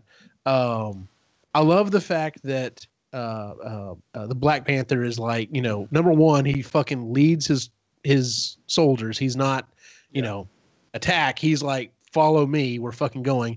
And then of course Cap catches up to him. That was just an awesome ass scene. I love the scene with where everybody starts running and those two just pull right ahead or get into it right away. Yeah, absolutely. I love it too, but going back to that whole, the CG was kind of hokey there, you know, because they just like, they seem to be running faster than the camera was keeping up with them. You know? Well, they're pretty fast. I mean, the cameraman's got to keep up. So, but so we get this we get this huge battle, and once again, credit to this movie. Everyone fucking gets everyone at this point has already had a pretty badass scene. Everyone gets yet another badass scene in this fight. So they decide that they've got to basically open up part of the portal so that they don't, outflank them or whatever. So they start coming in. We start having this huge battle. It was at this point that they what was it that caused this? Oh, that's what it was. They start sending in these big, like, they weren't drills. It's like kind of it's a donut with blade. Underground tunneler, yeah. Yeah, it was a tunneler thing, and it comes in and starts really wreaking havoc with everybody. And Scarlet Witch is like, she abandons her post to go down and help, which had she not, then we would have had a lot more, fatalities going on. So I understand why she left her post. They realize that she's on the battlefield because they specifically say she's on the field. Go get the stone. So then the other dude goes up, starts having this battle of vision. And the first one that goes to respond to try to help out is Bruce Banner in the Hulkbuster. We have another scene where he's trying to Hulk out, still can't do it. And I love the fact that he's like, "Fine, you green bastard, I'll do it myself." So we have this, we have this other awesome battle scene. But at this point, our heroes are getting their asses kicked. Like everyone's like pinned down. So things aren't going well. Before you get into that, we didn't really talk about the shield, right? So those things come out and they are just attacking the shield and like they're literally dying to try and get through this thing, burning themselves and all that stuff. And then that's when the Wakanda they see that they're starting to get outflanked.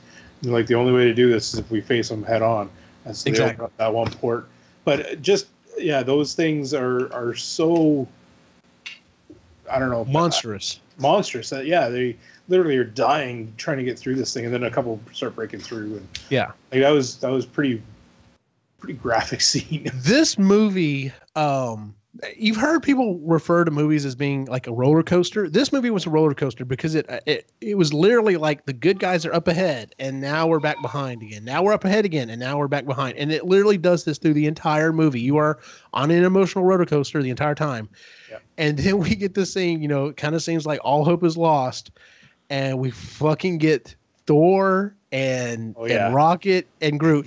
And that's when we got the first official blast of the trumpets from the main theme. And all 3 times that I watched that movie, all the hairs just stood up.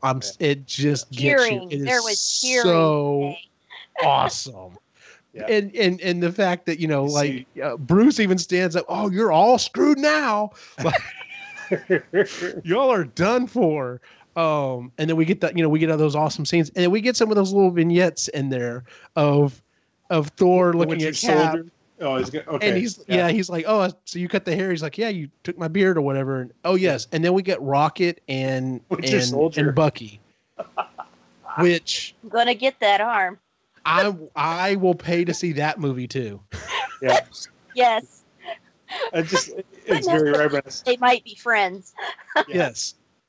And the comment, "Oh, I'm gonna get that arm." Oh my god, that got so many laughs in the theater. We see we have this battle that not the next movie coming out, but next year we get Captain Marvel, the first female-led Marvel movie, and we get a little taste of something like that because we end up getting a battle where the one character is trying to kill Scarlet Witch, and the one chick from Wakanda and Black Widow are like, nope, she's not alone, and we get this awesome all-female battle going on. So we have that happening. Scarlet Witch ends up having to jet out to try to go help Vision after Cap basically, saves his ass. And it's at this point the Mind Stone starts, causing a problem. And he's like, he's here. Thanos is here. And sure enough, Thanos shows up. And with 5 of the stones, no matter who comes at him, he's either stopping whatever's about to hit him. He causes the Hulk to basically, just kind of phase through him and into a wall. Yeah. No one's able to really do anything. And then, like I said, there was the 2 people I thought who held their own against him was Doctor Strange and Iron Man.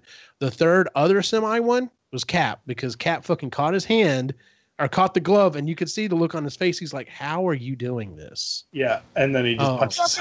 And then do what? You don't think Scarlet Witch was the third? I would have said her. Oh yeah, no, Scarlet Witch. Yeah. Yeah, if she had been more focused, Cap's down. Yeah, she was split between as much energy as she could put into the stone, and then also trying to fend him off. So right, and her at her full. Yeah, had she been at her full, I agree with that. I'm in my previous comment. So there's lots of potential there. All right, Gene. Yes. And so she's basic, we get the scene where Vision's like, it sucks. It sucks that it has to be you, but you have to destroy this fucking stone. So she manages to hold off Thanos just long enough that she's able to destroy the stone. And as soon as I saw that, I was like, well, that didn't work because of the fucking time stone, because I knew exactly what it was going to do. I did think it was interesting that he walked up to her and he's like, I understand. And she's like, fuck you. You couldn't possibly understand.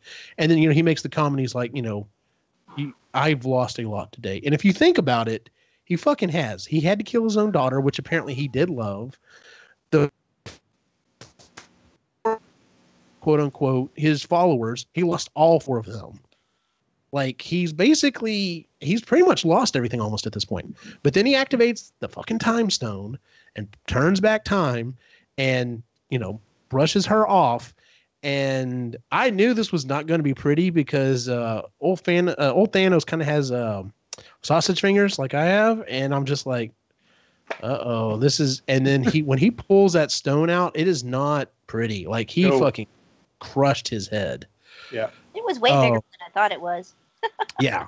Yeah, there's definitely some size changing there once it goes into the thing. So, and then he puts it into the glove, and at this point he has all 6 stones, and then we get the blast, and fucking Thor comes out and throws the axe, and I'm just like, oh shit, what's gonna happen? We got the fucking gauntlet versus the axe, and the axe does not slow down and just buries itself into Thanos. And so this is where a lot of my buddies who hadn't read the comics are like, oh, okay. One of my buddies, he hadn't read the comics and he thought, like, shit, that's how he goes out? Seriously? Like, that sucks. And then you get the line. Yeah, and then you get the line, you should have gone for the head, and then snaps his finger. And then that's when we get pulled into this orange haze where he meets up with the childhood Gamora, and she asks him, his chest. Yeah, what did it cost? And he said everything. It cost everything. And we come back, we snap back, and the fucking gauntlet is toast. Like it's all mangled. He does manage to pull himself out, leaving Stormbreaker there, but he pulls himself out. And then we get to the part of the movie where everyone just fucking loses it. Because I want to make sure I run through this correctly, because otherwise there's just too many people and you just may not get everyone. Is this going to be in sequence? Because well, okay, no. So I'm just going what they had on here. So the first one was Bucky Barnes. Yeah, like he looks over and he's just like Cap, and he just fades away. I'm just going to run through the people that are on here. So we see T'Challa. Okay, yeah.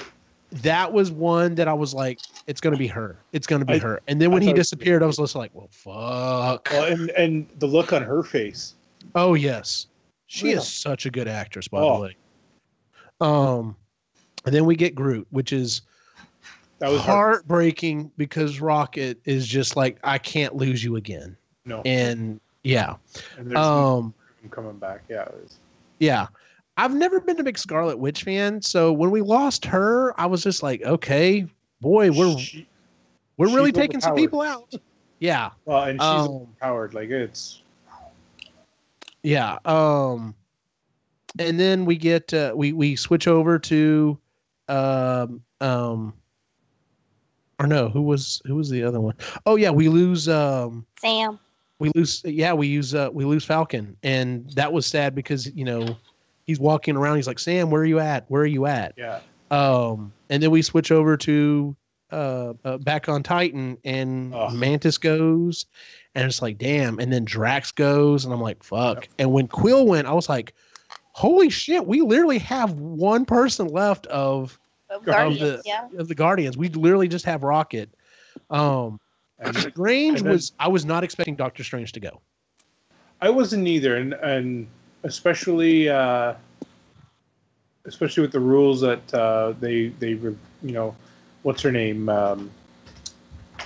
What's her name from the first Doctor Strange said she's never been able to see past this point. Right. And so, sorry? The ancient one. Yes, the ancient one. The ancient one. Yeah. So I was kind of curious as to how he saw things working out if he knew he was going to disappear. So that is interesting. Anyway, and then we get, I'm like, fuck, man, we have lost a lot of people, and then we get Peter Parker, and that is a heartbreaking scene because he's, he's like, I don't feel good, and I've seen so many memes about that. I've seen so many posts on on social media of different people where they've like had him starting to phase out. And of course, that's just the line. It's just, I don't feel so good. And I'm just like, fuck y'all. Well, but he says, when he says, I don't want to go. That's what's heartbreaking. That was so bad. And then that reminds me of Doctor Who, because that's David Tennant's last lines. Yes. And, just. That was rough. That is a rough situation. Which I think, okay, so that leaves, at least on Titan, that only leaves like Stark and Nebula. Or sorry, yeah, Nebula and Stark is it? Yeah. Yep. Which I'm just like, that's going to be an interesting conversation. I'm like, how are they going to get off this planet? Exactly. That's a damn good point. Well, I bet she has a ship. Well, remember, she crashed. Hopefully, she has another one because she crashed the one she had into Thanos. Yep. So yeah, one of the things, and I thought about this afterwards, and of course, a lot of people pointed this out. I really thought we were going to lose. Okay, I'll be very honest. Just because of contract stuff, I was pretty sure we were going to lose Cap. I was pretty sure we were going to lose Stark. Those were the two I was pretty sure, at least one of them, just because of contract negotiations and stuff like that. We didn't lose either one of them. In fact, we didn't lose any of the original Avengers. I think that's on purpose. I think that's on purpose as well, because I think the next one is going to be where we're going to lose one or more of them. So yeah, I kind of feel like Cap is going to go in the last one. But if you think about it, in the first Avengers, it was those 6. So it's their story. Yeah. So it's kind of like they started it, so they have to finish it. Yep. Which we're going to get Hawkeye back.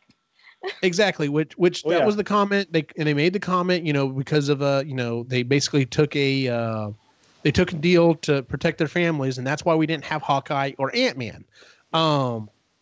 So anyway, the last scene is literally where, everyone's in the fucking theater. We've just watched all these people seemingly die, which we didn't keep up with the body count. We'll talk about that here in a second. And the last scene of this movie is literally Thanos walking in some place, some very idealistic place, and sits down and just watches the sunrise. And then it goes dark, And I'll be honest with you, every time I've watched this movie, when that first credit hits, there's someone in the theater that went, "Bullshit!" Yes. Yes. What is this? Yeah, that's what we got today. What is this shit? Exactly. Yeah. So I was watching it, and the scene. I mean, I like that Thanos is sore and he is rough. Like you can tell he's hurting as he's trying to get down and watch that sunset. I want to know where the hell he is because he's not on Titan. That's my question too, because it's obviously not Titan. Nope. I'm thinking, my guess, maybe it's Gamora's homeworld. Because he said after he did what he did, it became an idealistic place. Yeah, there's peace and tranquility. He said it was paradise. Yeah. Yeah. That's my guess as to where he is. But it's obviously not Earth because there's a moon that's too close and everything else. So I don't know. That's my guess as to where he is. So, and then of course we get an after credit scene, which was funny because when my brother and I went and watched it, there were two younger guys next to us, and the one guy is just sitting there. You can tell he's like got his legs crossed, and he's just like, I have to go pee so bad. He's just like, fuck the lighter, I don't care. Come on, I have to see this scene. And he's hurting. The dude is hurting. Yeah, he was. So part of me was kind of like, man, kind of shut up. But the other part of me couldn't help but laugh. I'm just like, dude, I feel your pain. Should have known. Yeah, so our after credit scene is Nick Fury and Maria Hill, and they get out and they, we're having the issue. People are starting to disappear. Cars are crashing, helicopters coming down. Exactly. Yeah. When she disappears, I'm like, oh shit! And then he starts running around and he grabs something that looks like it's a souped up pager. Yeah. Which is kind of obvious because the person he contacts is Captain Marvel. Her movie comes out next year. And it is supposed to be a period piece set in the 90s. So I don't know if this is specifically like somehow messaging her back in the 90s or what. I don't know how that's going to work out either. I know he's in. He is in the movie, or Captain Marvel. Apparently, we find out what happened to his eye. Yeah, but, it's going to be interesting.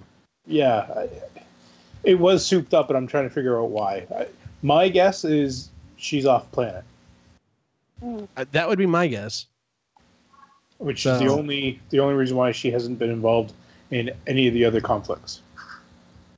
Or something else. That's a better explanation than any I've heard so far, as far as where she's at. Because otherwise, I would be like, Okoye, why the hell has she been up there this whole time?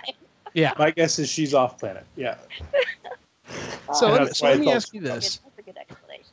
So let me ask you this. The next movie coming out, which by the way, trailer dropped for it, fucking Ant-Man and the Wasp looks awesome. Yes, it does. Oh my god, it looks like it's gonna be a fun movie. Where do y'all think this takes place? Like, do you think this is literally? Because I heard one explanation. One of the explanations I heard is that yes, he's under house arrest. Wow, half the population is gone. We've lost half of our heroes. We got some shit going on. Guess what? You kind of have to come out of retirement, dude. So my thought on this one is that this is just before. That's kind of what I think too. Yeah, I think it's just before, and my feeling is that either an end either the last scene or an end credit scene is going to be one of them disappearing. Could be. That's where I'm willing to bet, because the movie's obviously going to have a very upbeat, more, it's going to be a fun movie to watch, and even setting it in a world where half the people are dead, that kind of dampens it a little bit. Yeah. So. Yeah, but I figure that's also the thing that's going to bring Hawkeye out of retirement as well, is that his family, the thing that he's been living for this whole time, they'll disappear, and that'll bring him out of retirement. Yeah. So somebody else was saying that he's coming back as Ronin instead of Hawkeye, so it's kind of a more badass version of himself. So, that would be interesting. All right, so there were some things that I wanted to cover. Okay, so going back to what I said at the very beginning of the show, Wait, sorry.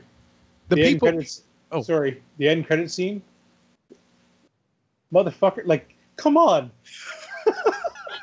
Which, by the way, technically it is a PG-13 movie, and they get one fuck. They do. You get one fuck, but and he didn't get to say it. He didn't quite get to say it. Yeah.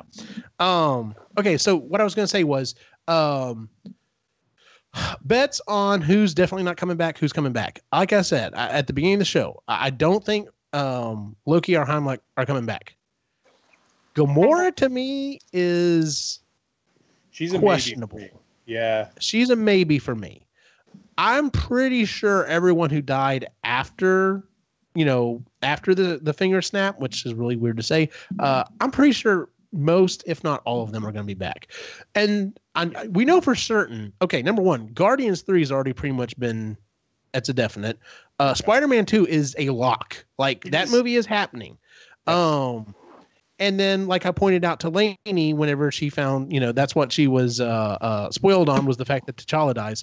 I was like, that movie made $700 million. It's getting a sequel. Like, yeah, absolutely. Yeah. You're not going to throw that money away. No. So yeah, I'm pretty sure, like I said, if not all of them come back, I think most of them will come back. So I would say anybody that disappeared because of that will be back. I will say that anybody who disappeared will at least be back for part of the movie. Yes. But leave it up to Marvel to slay one of them that comes back and taunt us for 30 minutes of great battle scene. Oh, you're dead now. Yeah. For real this time. You don't just get to be ashes, you get to die. Yes. Yeah. You have any take on who that would be? Like, who do you think that Marvel would just off? That's going to be? Yeah. Okay, so here's someone else who I don't think is going to come back, and I don't think Vision's going to be back. No, I don't think. And as a result of that, I could see them not bringing back Scarlet Witch. Well, she'll be back, but maybe she'll die. Maybe she'll die because yeah. So Vision, I'm torn on this one because they were so close to getting the stone removed, and he is in Wakanda. They might be able to fix him, but I kind of agree with you. I think he's gone. And then we already talked about Loki. Pretty sure he's gone. Yeah. And yeah, Gamora is a maybe for me. Who else was there? There was somebody else. I don't remember. Anyway, basically, if they return to dust, I think they're coming back for part of the movie, like you guys said. And then, the other ones that were, Hendel, he's gone. Yeah, he's gone. Yeah. Okay, so I was looking through the other notes that I made, and I pretty much asked the questions about the stuff that I wanted to ask. The only other thing I wanted to ask was, so I thought I was going to have to get into a discussion with Sai about this movie, because I posted that I'm going to go see it for the third time. He's like, did the ending change? And I said, nope, movie was still awesome or something like that. And he's like, well, I don't know. It was a good movie, but that's right. I said it was epic. He said it was a good movie. I don't know if it was epic. And then I made a comment and he said, no, yeah, you're right. The movie was epic, but the ending he didn't really care for or whatever.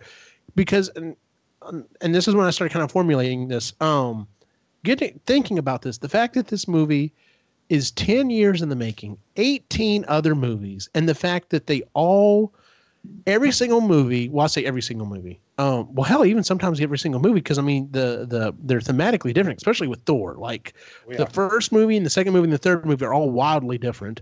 But everything just, we get different directors, different writers, and it all just came together, and it came together so well.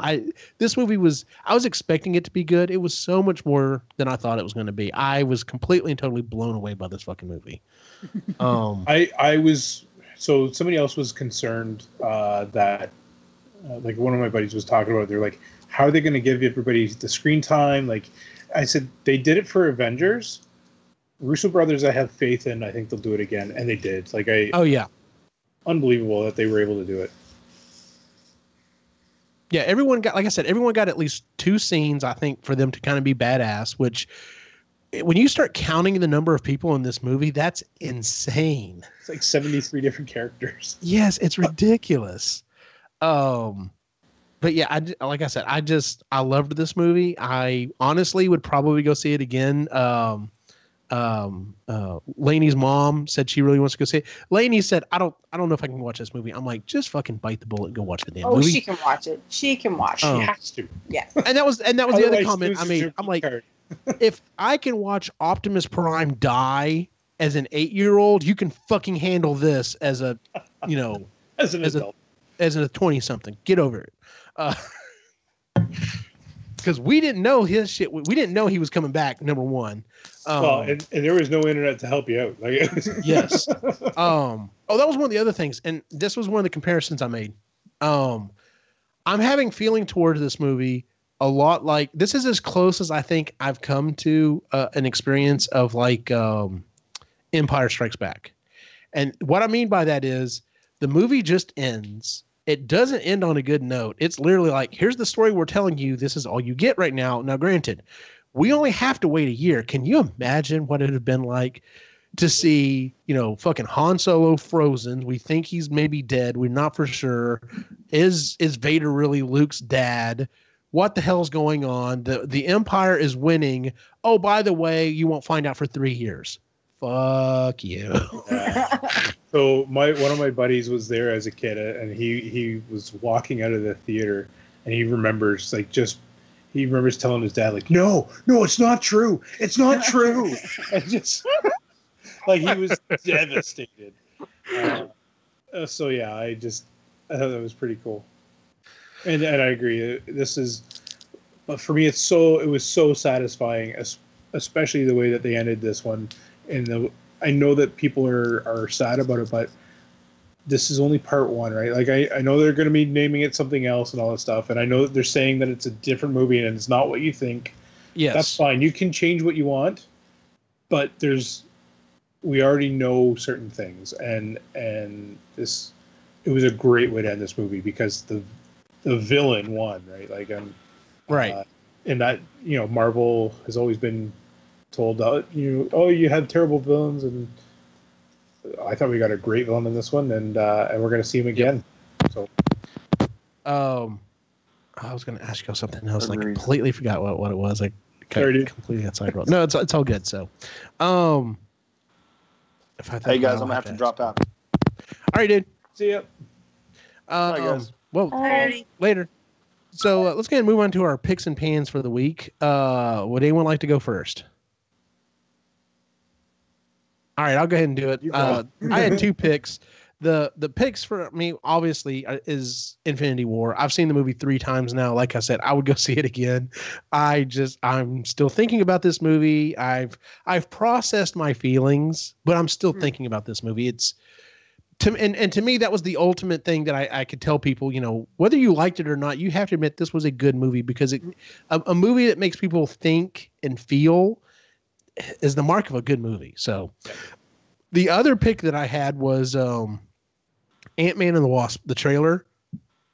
I knew I was already looking forward to this movie, but this trailer that just dropped of him fucking grabbing the flatbed and like scooting along. I have to watch that one. I haven't watched that one yet. Oh my God. When you see this newest trailer, the second trailer that came out for Ant-Man and the Wasp, it's selling the fun factor of it so much. I cannot wait to see this movie. And thank God we don't have to wait that long for it. So, yeah. Ray, do you have a pick or pan for the week? Pick is that we have running water in the kitchen. Yay! Yay! So renos are continuing. We're getting my father-in-law came over and gave me a hand today. Oh, thankfully. Yeah, so we got the countertop nice. installed, and then he's like, well, let's get going to the sink. Next thing you know, the sink's in, and we're cutting holes for the water, and so that was good. A lot has transpired in the last few months. Can't wait for this one to be done so we can move on. But yeah, this was a good one. Nice. Yeah. Kris, you have a pick or pan, or is it the same one? I'm assuming. Well, no, there's a couple. Like when you said we weren't ready for this movie, I was just kind of like, okay. I'm not ready. I get it. So- not ready. And knowing what I knew, right, like reading the comics and all this stuff, I asked her a bunch of times. I'm like, do you want me to prepare the kids? Like, do you want me to tell you what I think is going to happen? And because normally she's okay with spoilers. She's like, yeah, spoilers. I don't give a shit. I'm like, all right, like I'll tell you. It's the only time I've wanted to just go in and not know anything. And she experienced it and felt everything. Everything. But nice. I know it's got a 2.5 hour running time. Yeah. Something like that. But it didn't feel like that. It was No, it does not. Such good pacing. It was really great. I loved it, even though, like, at the end, I have 2 sobbing children who are just absolutely crushed. You know what? Quinn dealt with it really well. He did. Logan didn't. Logan. She did not. But it was like, I walked in there so freaking confused, and he's trying to explain to me. I'm like, you can't. You just can't. I got to let it sink in. It took a couple days to absorb and really figure out what the hell I just witnessed.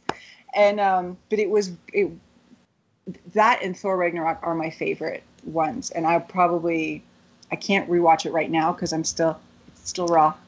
Right. Gotcha. But I will watch it again. And then, Ray and my father, my stepdad were here.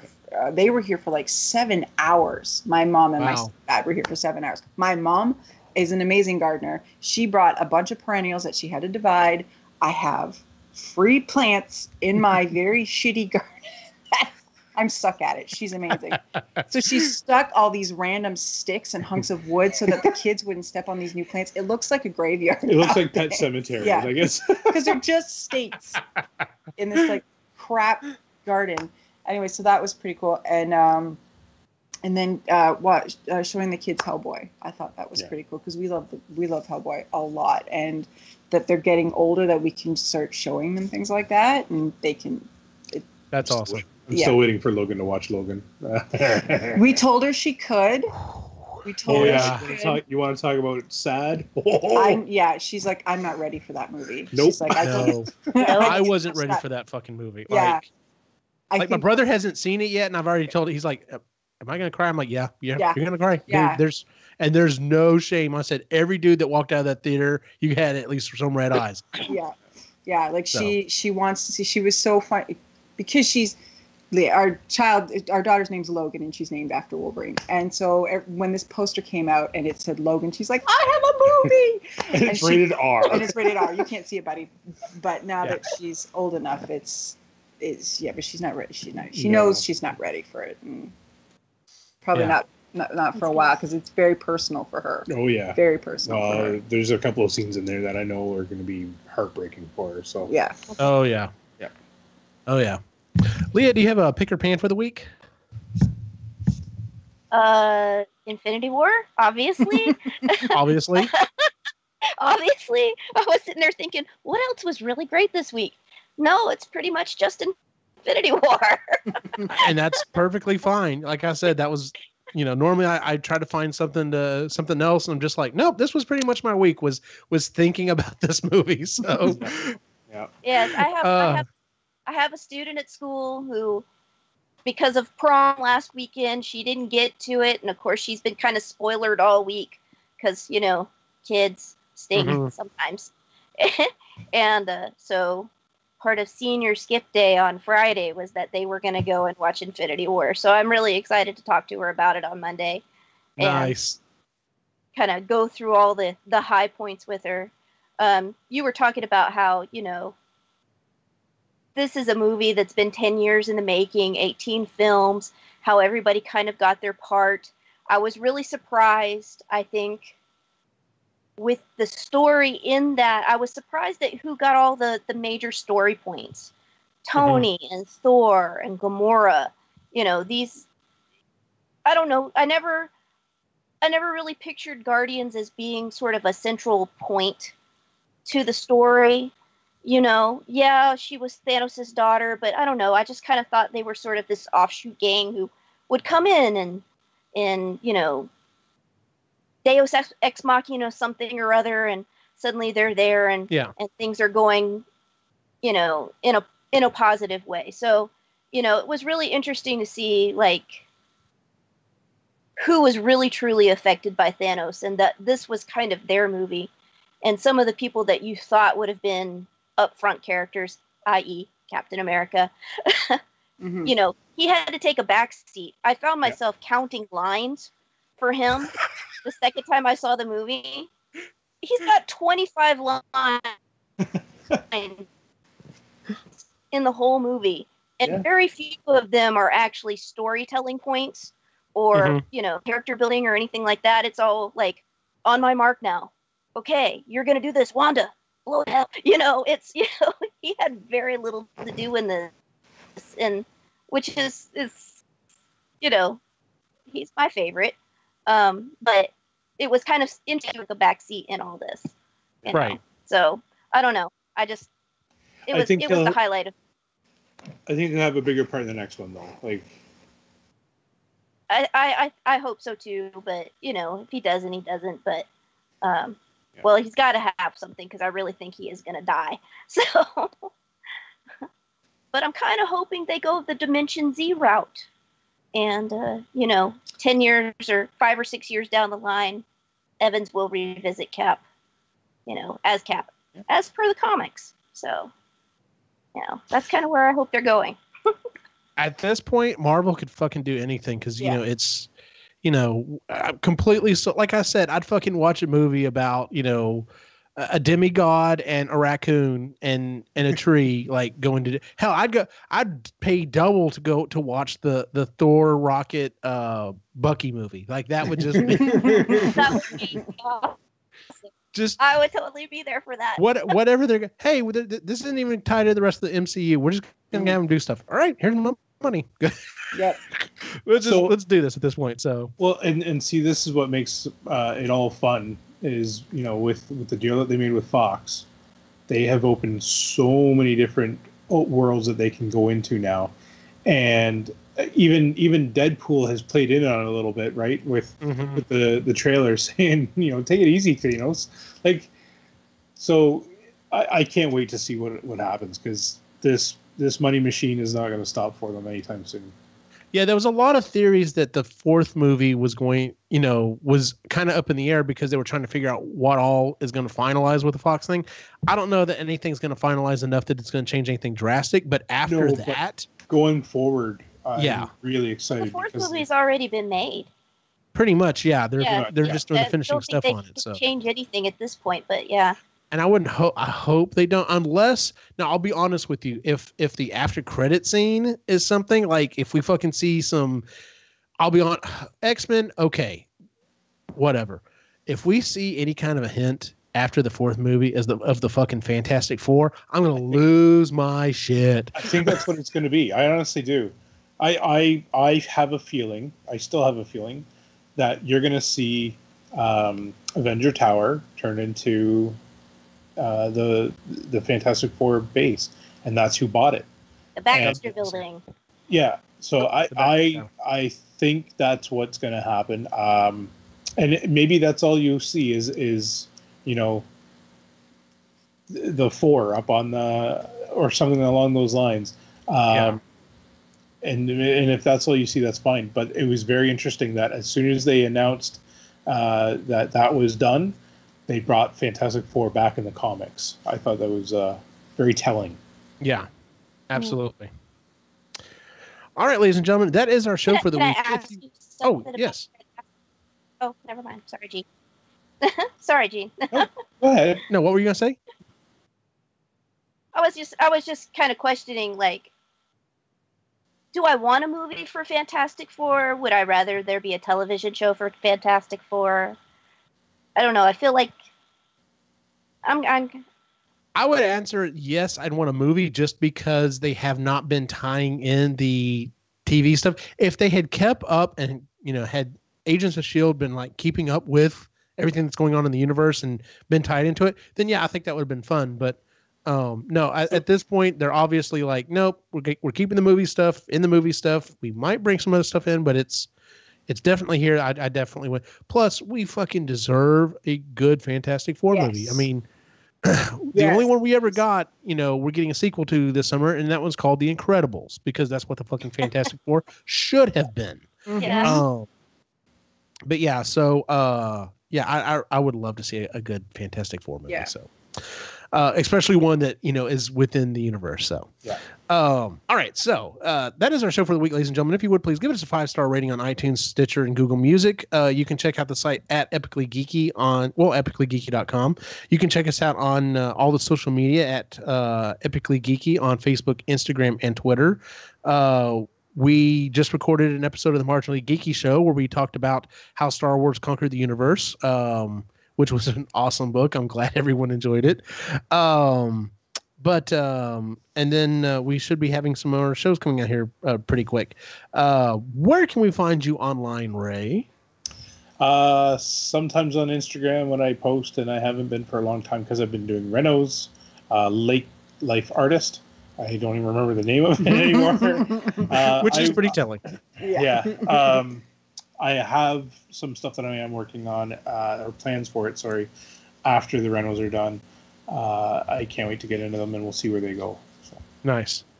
Kris, where can we find you online? Here at Epically Geeky. Sometimes I'm on the Marginally Geeky podcast. I missed this month's book because Renos and I got wonderfully distracted and forgot. And then on Instagram at Cedar Birch Cottage. And I've been, again, distracted, but I've been posting more stories than actual. Yes, you have, and I've been watching them. Yeah. Leah, do you have some kind of social media you'd like to pimp?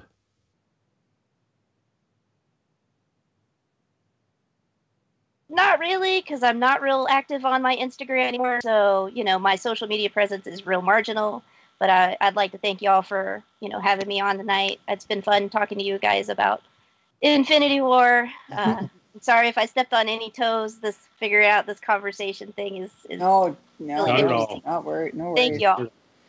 Number one, thanks for being on. Number two, I constantly tell people, listen, shut me up because I talk a lot on these shows, which is funny because I don't talk a lot in IRL, I guess. Most people think I'm pretty quiet, but here when I get going, I get going. So, and as always, if you want to follow my individual wacky adventure, you can find me online at Optimus Gene on Facebook, Instagram, and Twitter. For everyone on the site, have a good night.